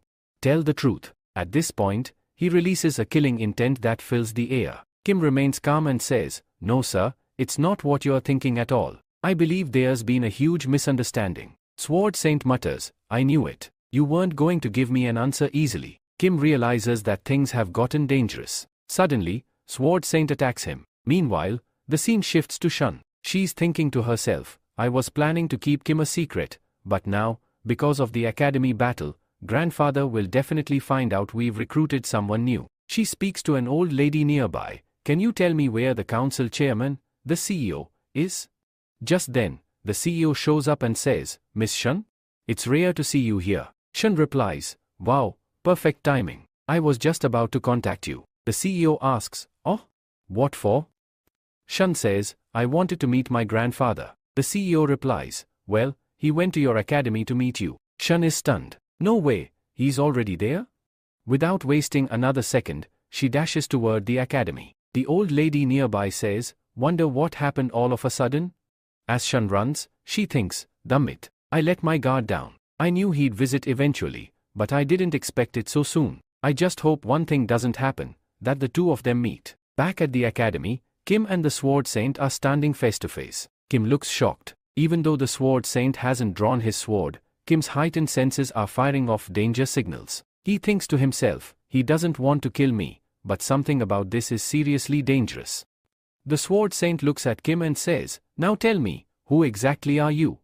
Kim raises his hand, trying to stop him. "Wait. Please, stay right where you are. There's some misunderstanding here. I'm not the person you think I am." But the Sword Saint doesn't stop. "You didn't just manifest mana, you've also shown incredible movement speed. I don't think this is a misunderstanding at all. In fact, you, lying so convincingly, I almost believe you're telling the truth." Kim tries again, "Please, just listen. I don't know what Miss Shun told you, but that's when we see the Sword Saint starting to lose his temper. And who do you think you are to even speak Miss Shun's name?"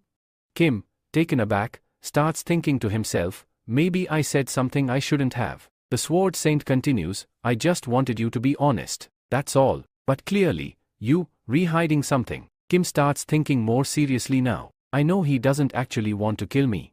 But it looks like I have no choice but to fight him. This man standing in front of me, he could even fight someone from heaven. He's none other than the Sword Saint." He adds to himself, "If he really wanted me dead, I'd already be lying on the ground. I wouldn't still be standing. Besides, he's my idol. This is the best chance I have to fight him and gain some real experience." Suddenly, the Sword Saint notices something. He wasn't planning to fight earlier, but now, I can see it clearly. He's fully entered his combat stance. Then the Sword Saint thinks to himself, I've faced countless hunters in my life. But these eyes, this aura? I've only seen it once before. He looks directly at Kim and asks, you clearly have experience in all this. But why did you specifically approach my granddaughter? Why didn't you go anywhere else? Without waiting for an answer, the Sword Saint attacks. Kim struggles to dodge the blow, barely avoiding it. Kim thinks, damn it. His speed is beyond even my senses. And now, is it just me, or is he growing in size?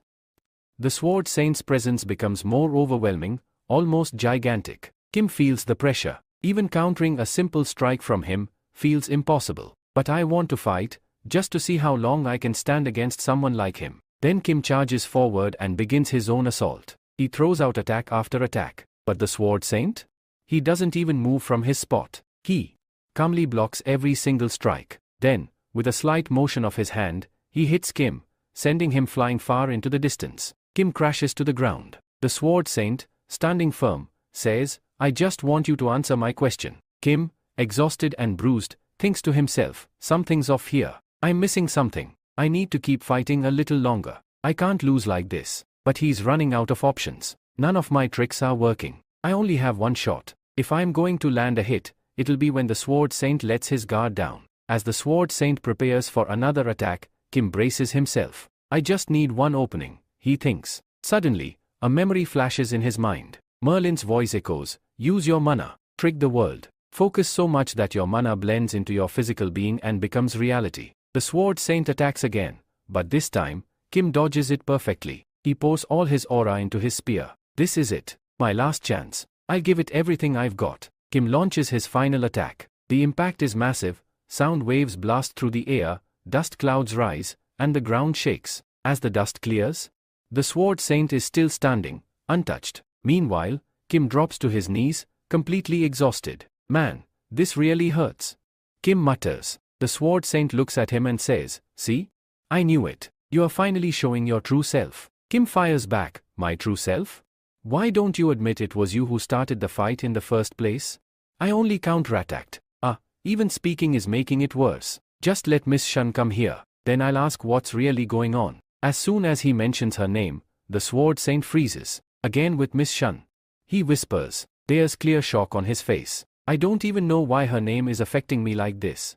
The Sword Saint mutters to himself. Then, as if regaining control, he steps forward and says, fine, if this is how you want it, so be it. If you won't answer my question, then die right here. There's no point in letting you live any longer. Kim, defeated and out of strength, drops his weapon and sighs. Yeah, looks like I'm definitely going to die here. But just then, we see someone entering the scene. It's Shun. She arrives and says, what had to happen has already happened. Everyone, stop right there. Shun addresses the Sword Saint and asks, what exactly are you doing here, Grandpa? After that, we see Shun walk straight up to Kim and ask him, are you hurt anywhere? Kim replies, not too badly, but yeah, I did get hurt a bit. That's when the Sword Saint chimes in and says, you don't even deserve to be called a man if you are whining about such a small injury. Kim immediately shouts, gender doesn't matter here. And more importantly, look who hit me. It was you, the Sword Saint. Do you really think I wouldn't get hurt? The Sword Saint, now furious, asks, what did you just say? Kim quickly hides behind Shun and says, do you still want to beat me up? Shun looks at Kim in shock, thinking to herself, how can someone talk to my grandpa like that? Kim confronts the Sword Saint and asks, first, tell me, why did you attack me in the first place?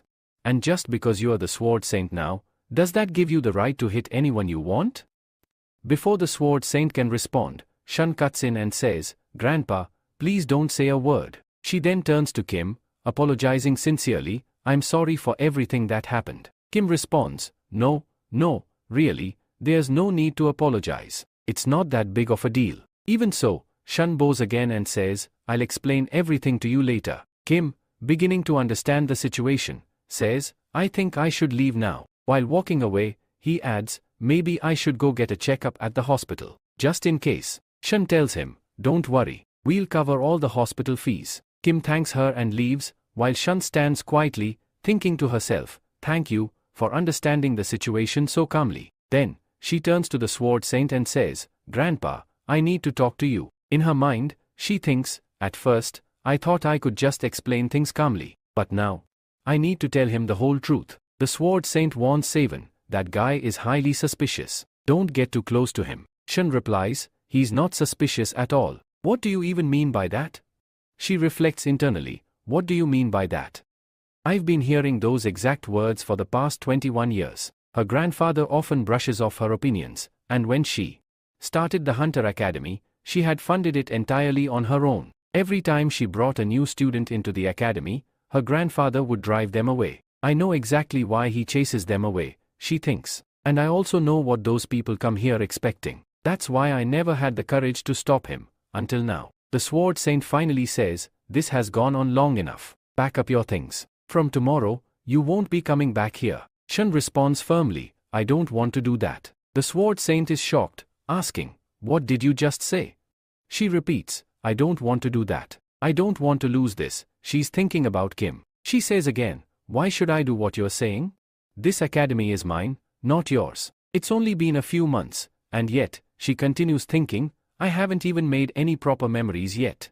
I don't have strong emotions either. But every time I'm near him, I feel something strange, something I want to hold on to forever. The Sword Saint insists, that guy is suspicious. Just expel him from the academy. But Shun refuses, I'm not going to do anything like that. I don't know where these feelings are coming from, but I'm not expelling him. And I'm not shutting down my academy. I also refuse to live in your shadow anymore. I hope you understand that now. The Sword Saint steps closer to her. Shun apologizes and says, forgive me if I raised my voice earlier, but I want to make one thing very clear.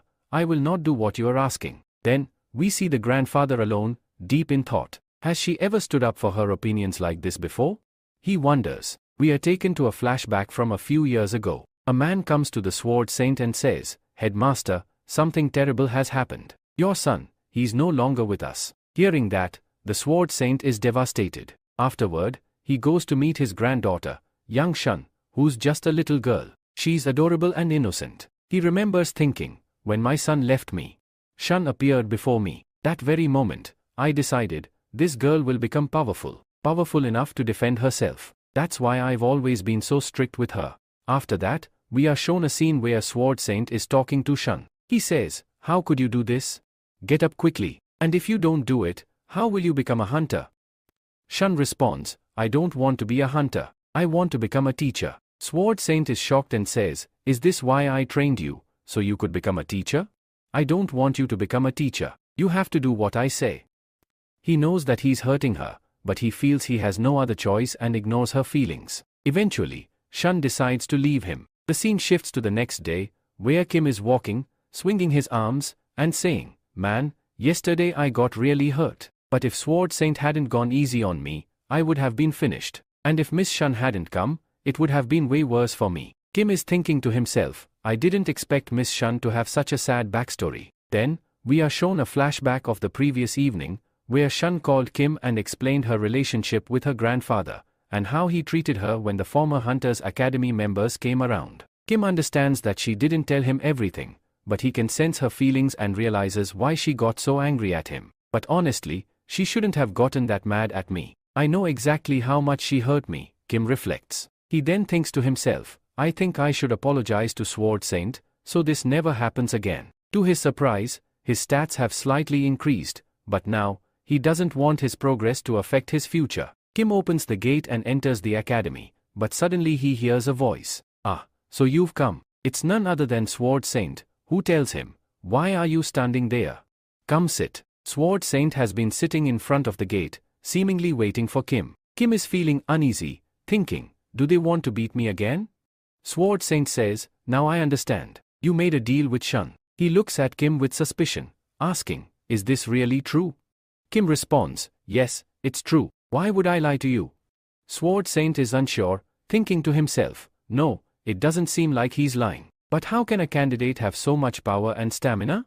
This doesn't make sense. Sword Saint is confused, but Kim, wanting to avoid confrontation, says, if you are done, can I leave now? Sword Saint responds, where are you going?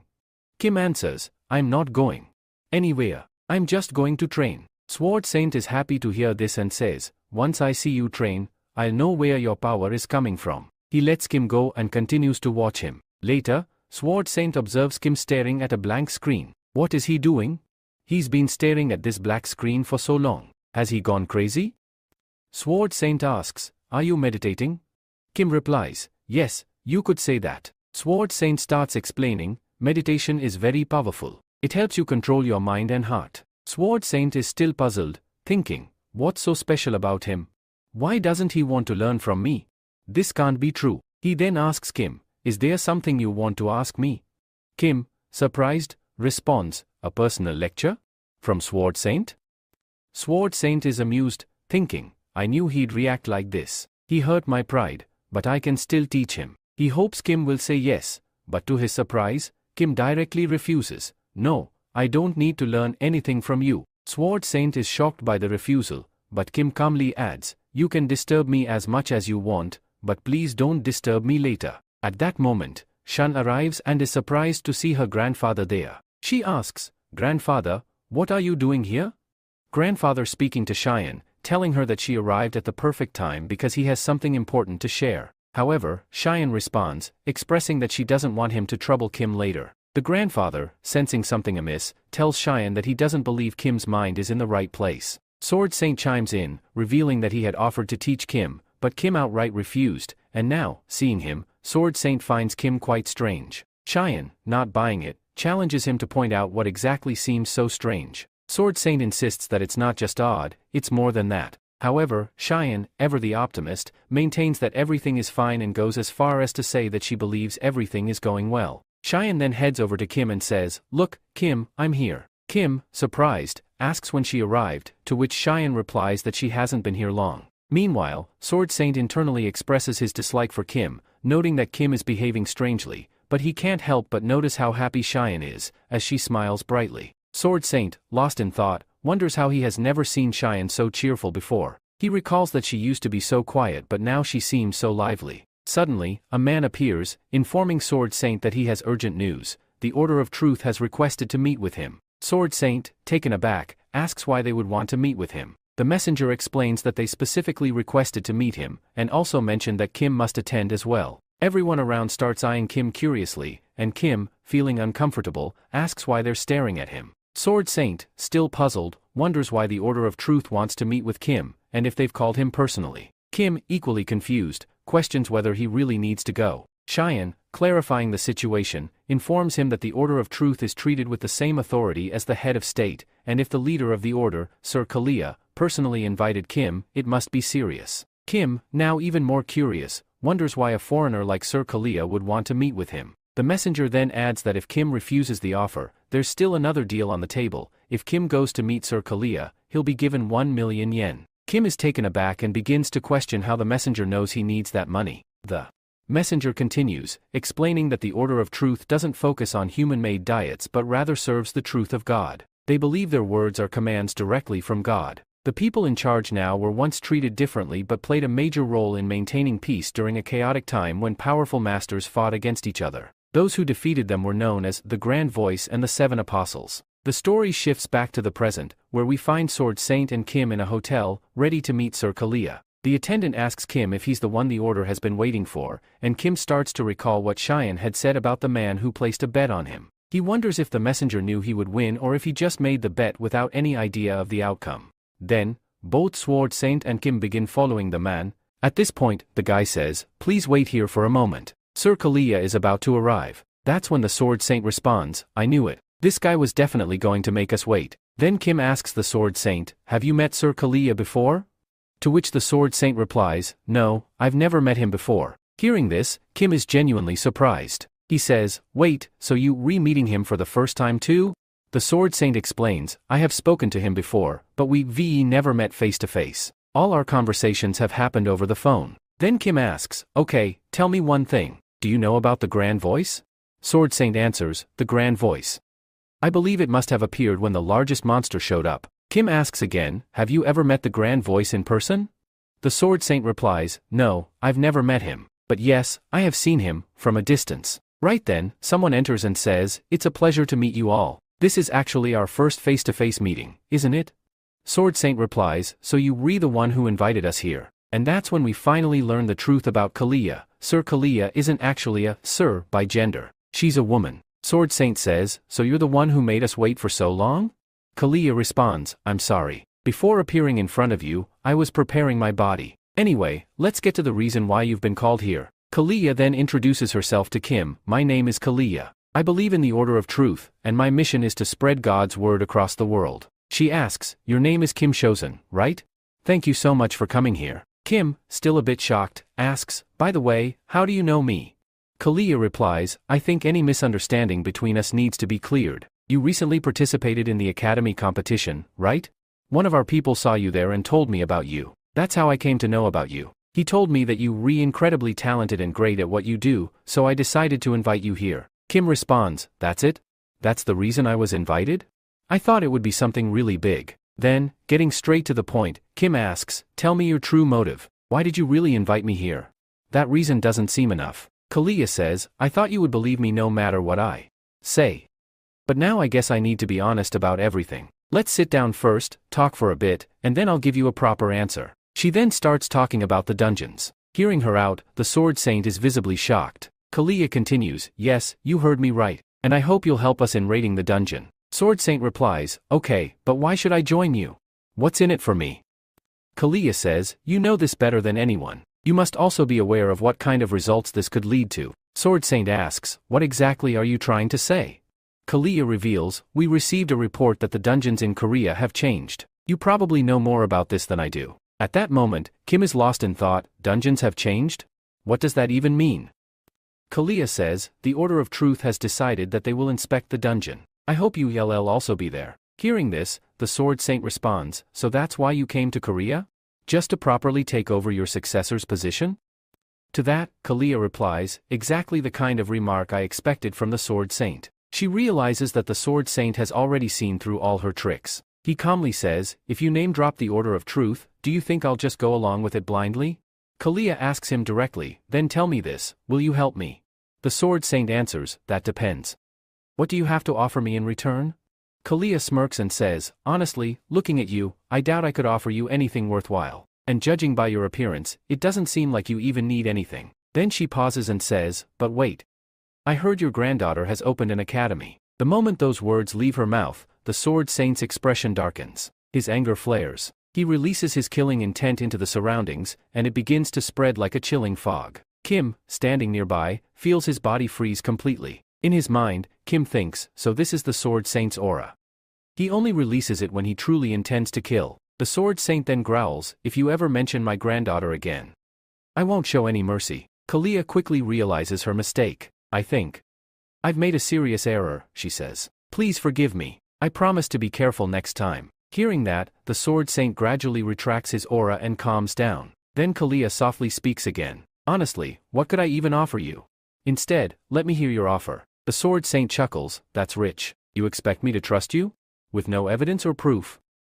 Kalia responds, if you want, I can swear on the name of the Order of Truth. After a brief pause, the Sword Saint says, fine. If you say so, I'll trust you. They both begin a ritual, an oath in the name of the God of Truth. Once the ritual is complete, Kalia calls Kim over. She says, all right then. Let me tell you everything straight up. I want to sponsor you on behalf of the Order of Truth. Kim is surprised. You want to sponsor me?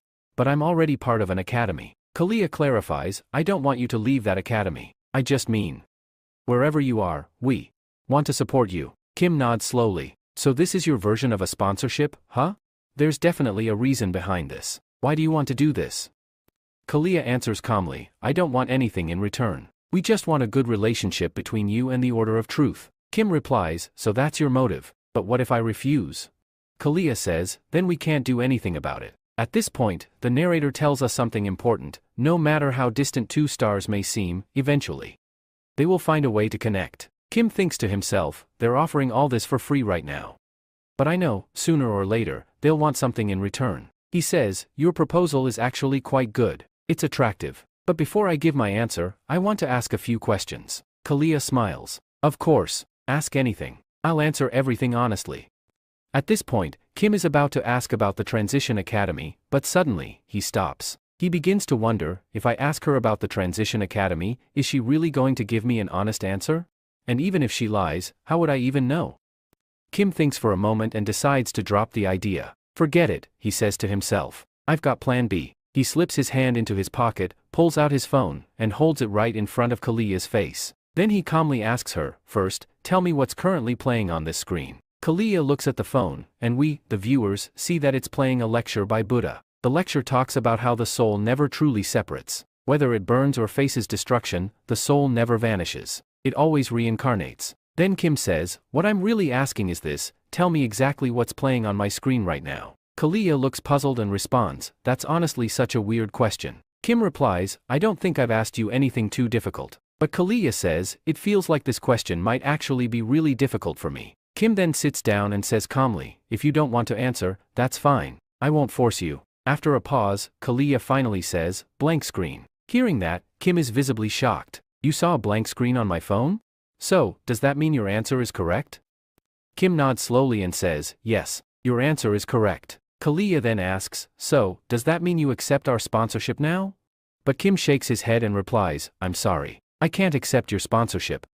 A little while later, the scene shifts to Kalia, who's standing alone somewhere, lost in thought, thinking about none other than Kim. She then says, Kalkus, did you notice anything? The man standing behind her, Kalkus, responds, no, I didn't notice anything unusual in him. Kalia, not fully convinced, asks again, are you really telling the truth? To which Kalkus replies firmly, yes, I swear by the order of truth. Hearing this, Kalia begins to think to herself, I didn't really see anything special in Kim. Sure, he seems quite extraordinary and is a perfect candidate, but still. Something felt off. Especially when he suddenly held his smartphone up to my face, I had no idea what he was doing. And now, I'm having a strange feeling. I think I should report this to the apostle. Out loud, she tells Kalkus, alright, here's what you'll do, keep an eye on Kim. Any changes inside the dungeon, report them to me as soon as possible. Then she asks him, what's the current status with the heroes?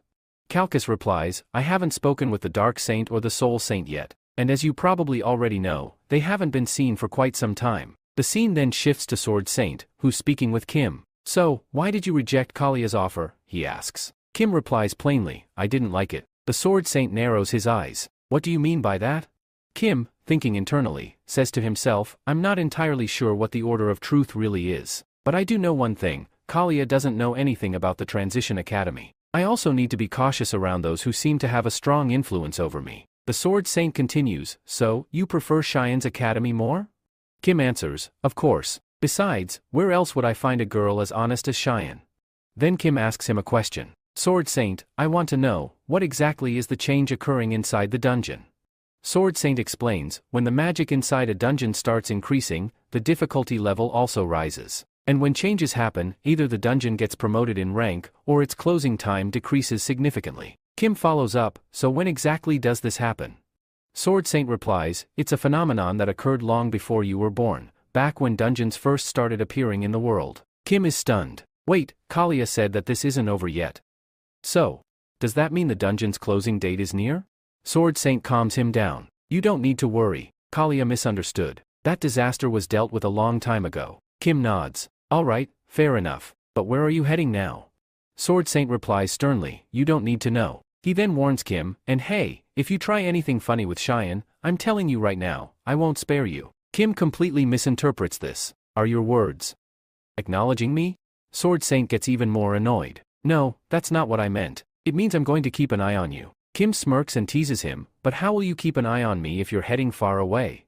At this, Sword Saint's face contorts with frustration. Internally, he's cursing Kim, and he's visibly starting to get angry, so much that flames begin emerging from his hands. Kim casually walks away, saying, alright then, good night, Sword Saint. The Sword Saint mutters, he's really getting on my nerves. Kim, in his thoughts, reflects, every time I joke around, he gets serious and starts showing off his strength. I need to get stronger, strong enough to face him head on. We then see Kim arrive at the academy. Cheyenne greets him. So, you're finally here, but where's grandfather? He left with you, didn't he? Kim replies, yes, we came together, but he left midway for some work. Cheyenne looks worried. He didn't say anything?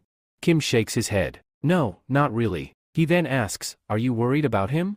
Cheyenne apologizes. Sorry.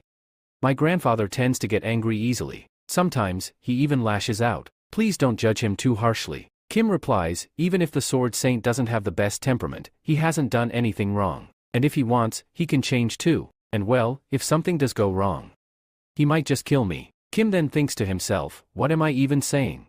Meanwhile, Cheyenne is smiling and says, "Thank you," blessing him warmly. Kim hears her thanks and suddenly feels a strange sensation, awkward, maybe even a little emotional. Cheyenne adds, "I think you really need money." Kim responds, "Yeah. I do, but how do you know that?"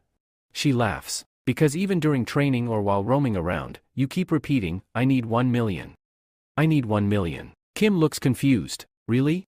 I don't remember saying that." Cheyenne smirks, "You seriously don't remember?" Kim blinks. "Actually, maybe I do."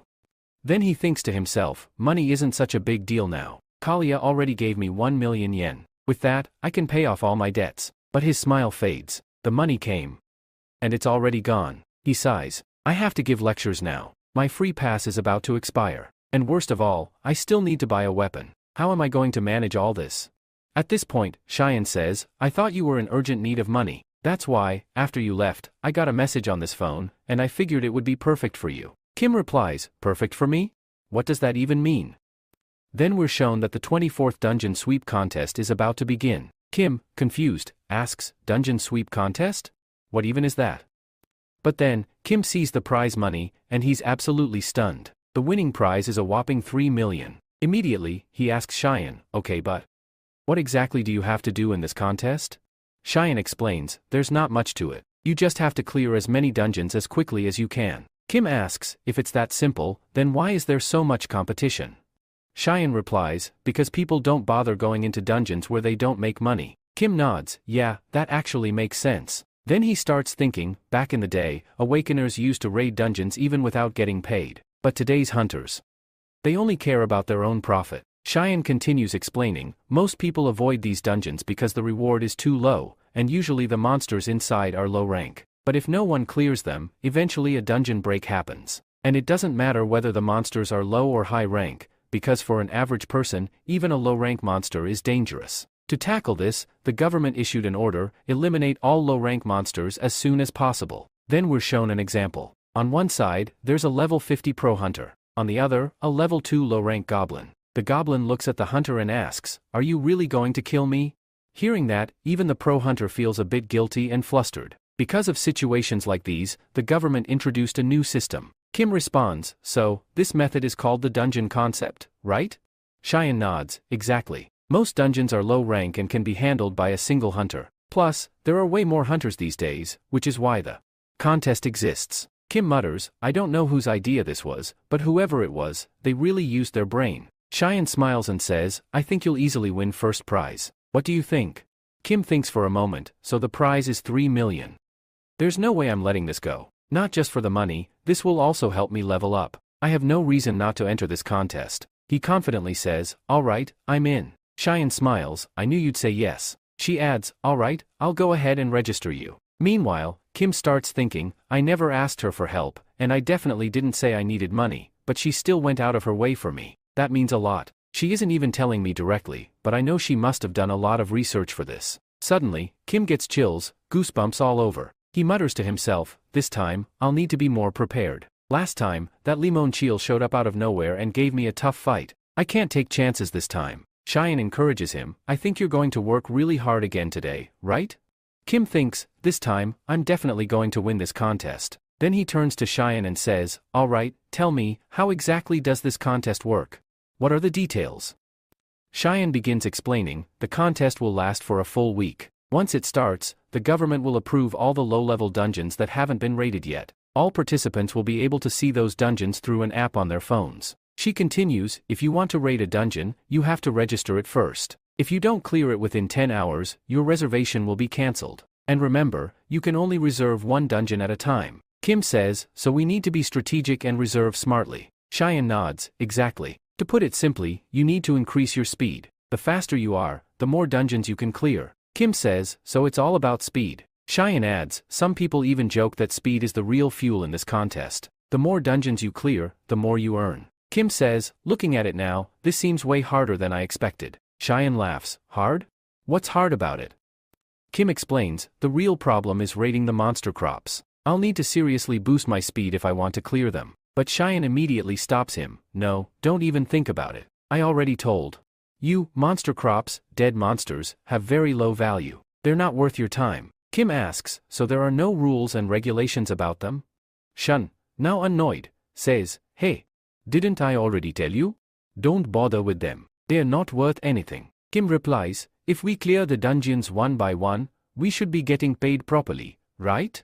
Then we see Shun saying, "This is going to take a lot of time, and don't forget, you still have to win the final prize." Kim replies, "Yeah, and that's exactly the biggest problem." Shun continues, "I told you before, I was right." Kim then says, "The prize money is the most important thing to me, so there's no way I can afford to be careless about it." Right after that, Kim begins reading all the rules thoroughly. A few days pass, and the scene shifts to the day of the contest. At this point, Kim's lecture progress has improved significantly. Chiro's lecture is at 49.9%, Siddharth Gautama's lecture is at 14.5%, Xing Yong's lecture is at 61.7%, and Merlin's lecture has gone up to 99.9%. Looking at this, Kim starts thinking, "I've worked really hard to improve all these lectures, but still, Merlin's and Xing Yong's progress seems way too low." He reflects, "I've noticed that whenever my progress rate goes above 10%, something in my stats always advances." Then we see Kim about to raid a dungeon. Shun, standing nearby, asks him, "Did you download that app with all the dungeon details?" Kim replies, "Yeah, I've seen it properly and already installed it." Shun then asks, "Weren't you calling some helper earlier? Why isn't he here yet? Where did he go? Ask him, did he get lost?" Kim replies confidently, "There's no way he'd lose his way. I'd never lie about him. His navigation technique is even better than the Sword Saint's. Plus, his peak form is seriously impressive." Shun reacts, "Really?" And Kim says, "Look, he's here." Then he calls out, "Hey mister, over here. I'm standing right here." Kim tells him, "I thought you'd be super late, but you showed up earlier than expected." The man responds, "I knew if I was late, you'd curse me out like anything." Then the camera reveals his face. It's none other than the old man from chapter 1, the one Kim saved. As he arrives, the old man asks, "First, tell me what I have to do here." Then we get a flashback to a few days ago, when Kim had called the old man. The old man had picked up and said casually, "So, you want me to work with you, huh? Let me guess, you'll kill the monsters, and I'll collect their corpses? And you want me to be your driver too?" Kim replies, "Exactly. I'll be honest, you won't have much work. Just drive, and I'll bring the monster crops to you. You'll just need to dismantle them." Note, crops here refers to parts of dead monsters. Kim adds, "I'll handle the lifting myself." The old man replies, "Your plan seems solid, but dismantling monsters takes a lot of time. You sure that won't be a problem?" Kim thinks to himself, "I really need you. Dismantling monsters can earn us a good amount of money, and no one can do it better than you." Back in the present, Kim gets a notification on his phone. The dungeon raid has started. Kim says, "Alright then, time to get to work." He turns to Miss Shun and says, "I'll see you later." She waves goodbye and leaves. Kim then asks the old man, "You remember all the rules, right?" The old man nods, "Yeah, I memorized everything you told me." Then Kim sits in the truck and says, "You know we've got to clear these dungeons at high speed. So, we'll need fast driving too." He explains, "In this contest, we have to focus on just two things: how quickly we clear the dungeon and how quickly we reach the next one." Kim continues, "Most of the dungeons are 1-star or 2-star level. Of course, their shape and size may vary, but what really matters is how fast we can clear them." He then hands his phone to the old man. The old man asks, "What's this?" Kim replies, "This shows the locations of all dungeons. I want you to pick one from these, so you know how fast we can get there." The old man, looking surprised, says, "You want me to pick?" Kim nods, "Yes, I really do, because you are faster than any navigation system." The old man grins and says, "Put on your seatbelt then, I'm about to hit the gas." Then we shift to another scene where we meet the dungeon raid supervisor. Her name is Go Sojin. Sipping her coffee, she says, "Let's see how long this guy takes to clear a dungeon. Which academy is he from again?" "Alright, Dream Academy." Another manager standing beside her comments, "Looks like his academy trained him well. He might take about an hour to clear the dungeon." Go Sojin thinks to herself, the one who just entered the dungeon for the raid, his name is Kim, the one standing outside. He's alone. At first, I thought both of them would enter the dungeon, which is against the rules. But then Kim clarified that the other guy is just going to wait outside. Well, he's just a driver after all. So what exactly is he doing here? So now, we see Kim peeking his head out from the dungeon gate. Meanwhile, the manager standing nearby starts wondering, what happened to the dungeon gate? That's when Kim turns to the old man and says, "Hey old man, I've done my part. Now it's your turn." The old man replies, "Wow, that was fast. You, quicker than I expected." Then Hyojin shows up and says, "Hey, wait. If another person enters the dungeon now, that'll be cheating." Kim replies calmly, "Yeah, I know the rule." This surprises the manager. She asks, "If you knew the rules, then why did you do it?" Kim responds, "I already cleared the dungeon." Now the manager gets furious. "What do you mean you cleared the dungeon this quickly? You, lying.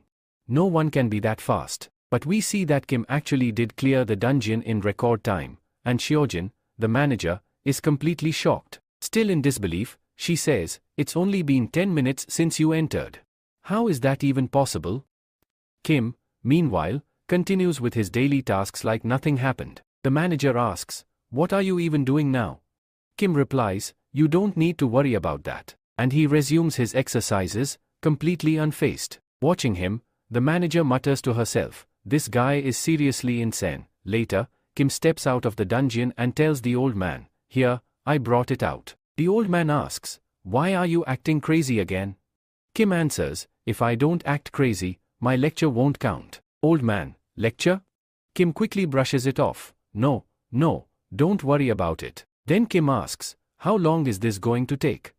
The old man replies, "You know this monster isn't a high ranker. It'll only take me 15 seconds to dismantle it." Kim smirks, "I figured. You've always been a hard worker." Just then, the manager approaches and asks, "Wait, are you seriously going to dismantle it?"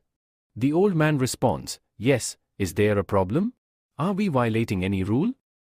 The girl says, "Well, this does go against the rules," but then pauses and realizes, "Wait, actually, there's no such rule." So both of them get back to work. Kim brings in the monsters, and the old man starts dismantling them. Watching this, Hyojin is left completely stunned. Soon, both Kim and the old man finish their tasks. Kim asks, "Where to next?"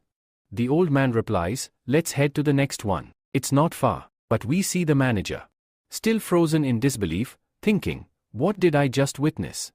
Meanwhile, Kim and the old man are cheerful, speeding down the road. The old man is driving fast, full of energy. Cut to another dungeon, where a different manager is relaxing, enjoying the sunlight. He says, "I'm so lucky. I don't even need to sit in front of a computer anymore. This is the life I always wanted." He wonders, "I wonder when the person who reserved this dungeon is going to show up."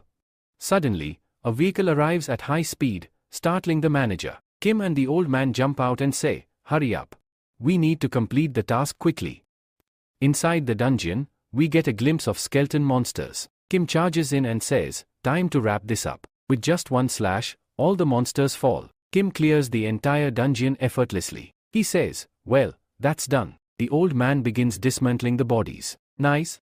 These will sell for a high price." They complete the dungeon in no time and immediately head for the next one. Once they leave, the manager who was relaxing sits there stunned, thinking, "Who were these guys? They came like the wind and left like a storm." He can't believe what just happened. The scene shifts to a building where someone asks, "Assistant Manager Kim, did you finish the progress report we asked for about the dungeon concept?" Kim replies, "Yes, I've completed it. It's on your desk." The person checks the file to review everyone's progress. He reads the names and their stats, then he sees the name, Lee Seoin, and notes, "She cleared 16 dungeons today. She might be in first place. But surprisingly, she's in second place." The reviewer is shocked. "Wait, second place? That means someone cleared more than 16 dungeons today?" Then we find out, first place goes to Kim Sojio. He didn't just clear 17 dungeons. He cleared 32 dungeons in a single day. The reviewer is stunned. "Assistant Manager Kim, could you come here for a second?" Kim replies, "Is there a problem?" The man says, "Look at this report. Someone actually cleared 32 dungeons today. Is that even possible?" Then the scene shifts to Manager Kim. He admits that in the beginning, he was also very suspicious. But he personally went and investigated the situation. What he found out was surprising. It was completely fair. He then explains that the speed at which this guy is clearing dungeons is actually very impressive. The dungeon observers, basically the managers, also confirmed that Kim had cleared a dungeon in just 10 minutes. Hearing the 10 minutes part, the other guy is visibly shocked. He says, "That doesn't even make sense. Even if it's just a 1 or 2-star dungeon, it still takes at least 30 minutes for a regular hunter to clear it. The director then questions, is it possible that someone helped him? Kim replies, I thought the same, but I was there personally, there was no rule breaking. The director presses further, then tell me, which academy is he from?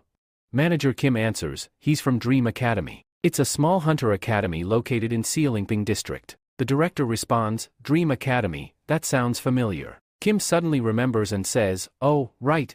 That's the academy run by the granddaughter of the Sword Saint. Both of them look at each other in shock. Then one of them says, check once, did the Sword Saint register him himself?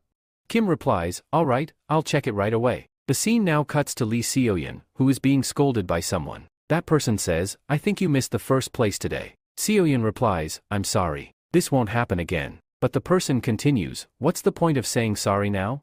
You didn't get first place, and you know how embarrassing that is for our academy. Seoyeon lowers her head and promises, I'll work harder from now on. The person then mocks her, do you really think clearing 32 dungeons in a day is easy? Seoyeon silently wonders to herself, could I clear a dungeon in just 10 minutes?